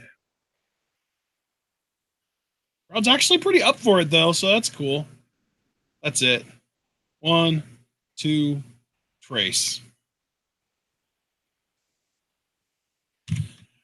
That's the match, y'all, and that's the show. Crazies. It really did peak with Hogan Rock, which isn't surprising to anyone at all. Exactly. I mean, granted, the crowd really didn't shit on him the way I thought they would, but... Oh, Sal said Chop says hi. Oh, hi, Chop. You're beautiful. Choppity chop, chop, chop. All right, well, Triple H posing with the belts. There's really nothing more to see here. Yeah. So I'm, oh yeah, and then they just have the video package recapping fucking WrestleMania, which we just watched. So that was the show. I want to thank Sel again for the $37 donation making this happen. Him and his beautiful fucking face. Much appreciated, Sal. Everybody enjoy the rest of your Saturday. Thank you for coming out. Leave a like on the video if you haven't yet. And we will see you tomorrow at 7 p.m. Eastern Time for Dominion live reactions. Rounding out the weekend right with that sweet, sweet New Japan content. It's Naito Ibushi for the IC title. It's Moxley in his second New Japan match against Shota Umino. He's probably going to murder a young lion. And it's fucking Jericho Okada for the IWGP Heavyweight Championship. We hope you join us there. Until then, I'm going to hand it over to Ash to take us home. Absolutely. All right, ladies and gentlemen, we hope that you enjoyed WrestleMania 18, and more importantly, we hope that you enjoyed our reactions to the show. If you did, please like the video. We would also appreciate it if you would subscribe to the channel. If you're new, click that bell icon to join the notification squad. Follow us both on Twitter and on Twitch. Like our Facebook, buy our merch on Teespring, donate to the Patreon, and share this video and this channel with all your wrestling fan friends. And we do have New Japan Dominion 6-9 tomorrow at 7, and then nothing until Tuesday for SmackDown. But regardless, we do hope that you remember for either of those shows or both of them to stay tuned.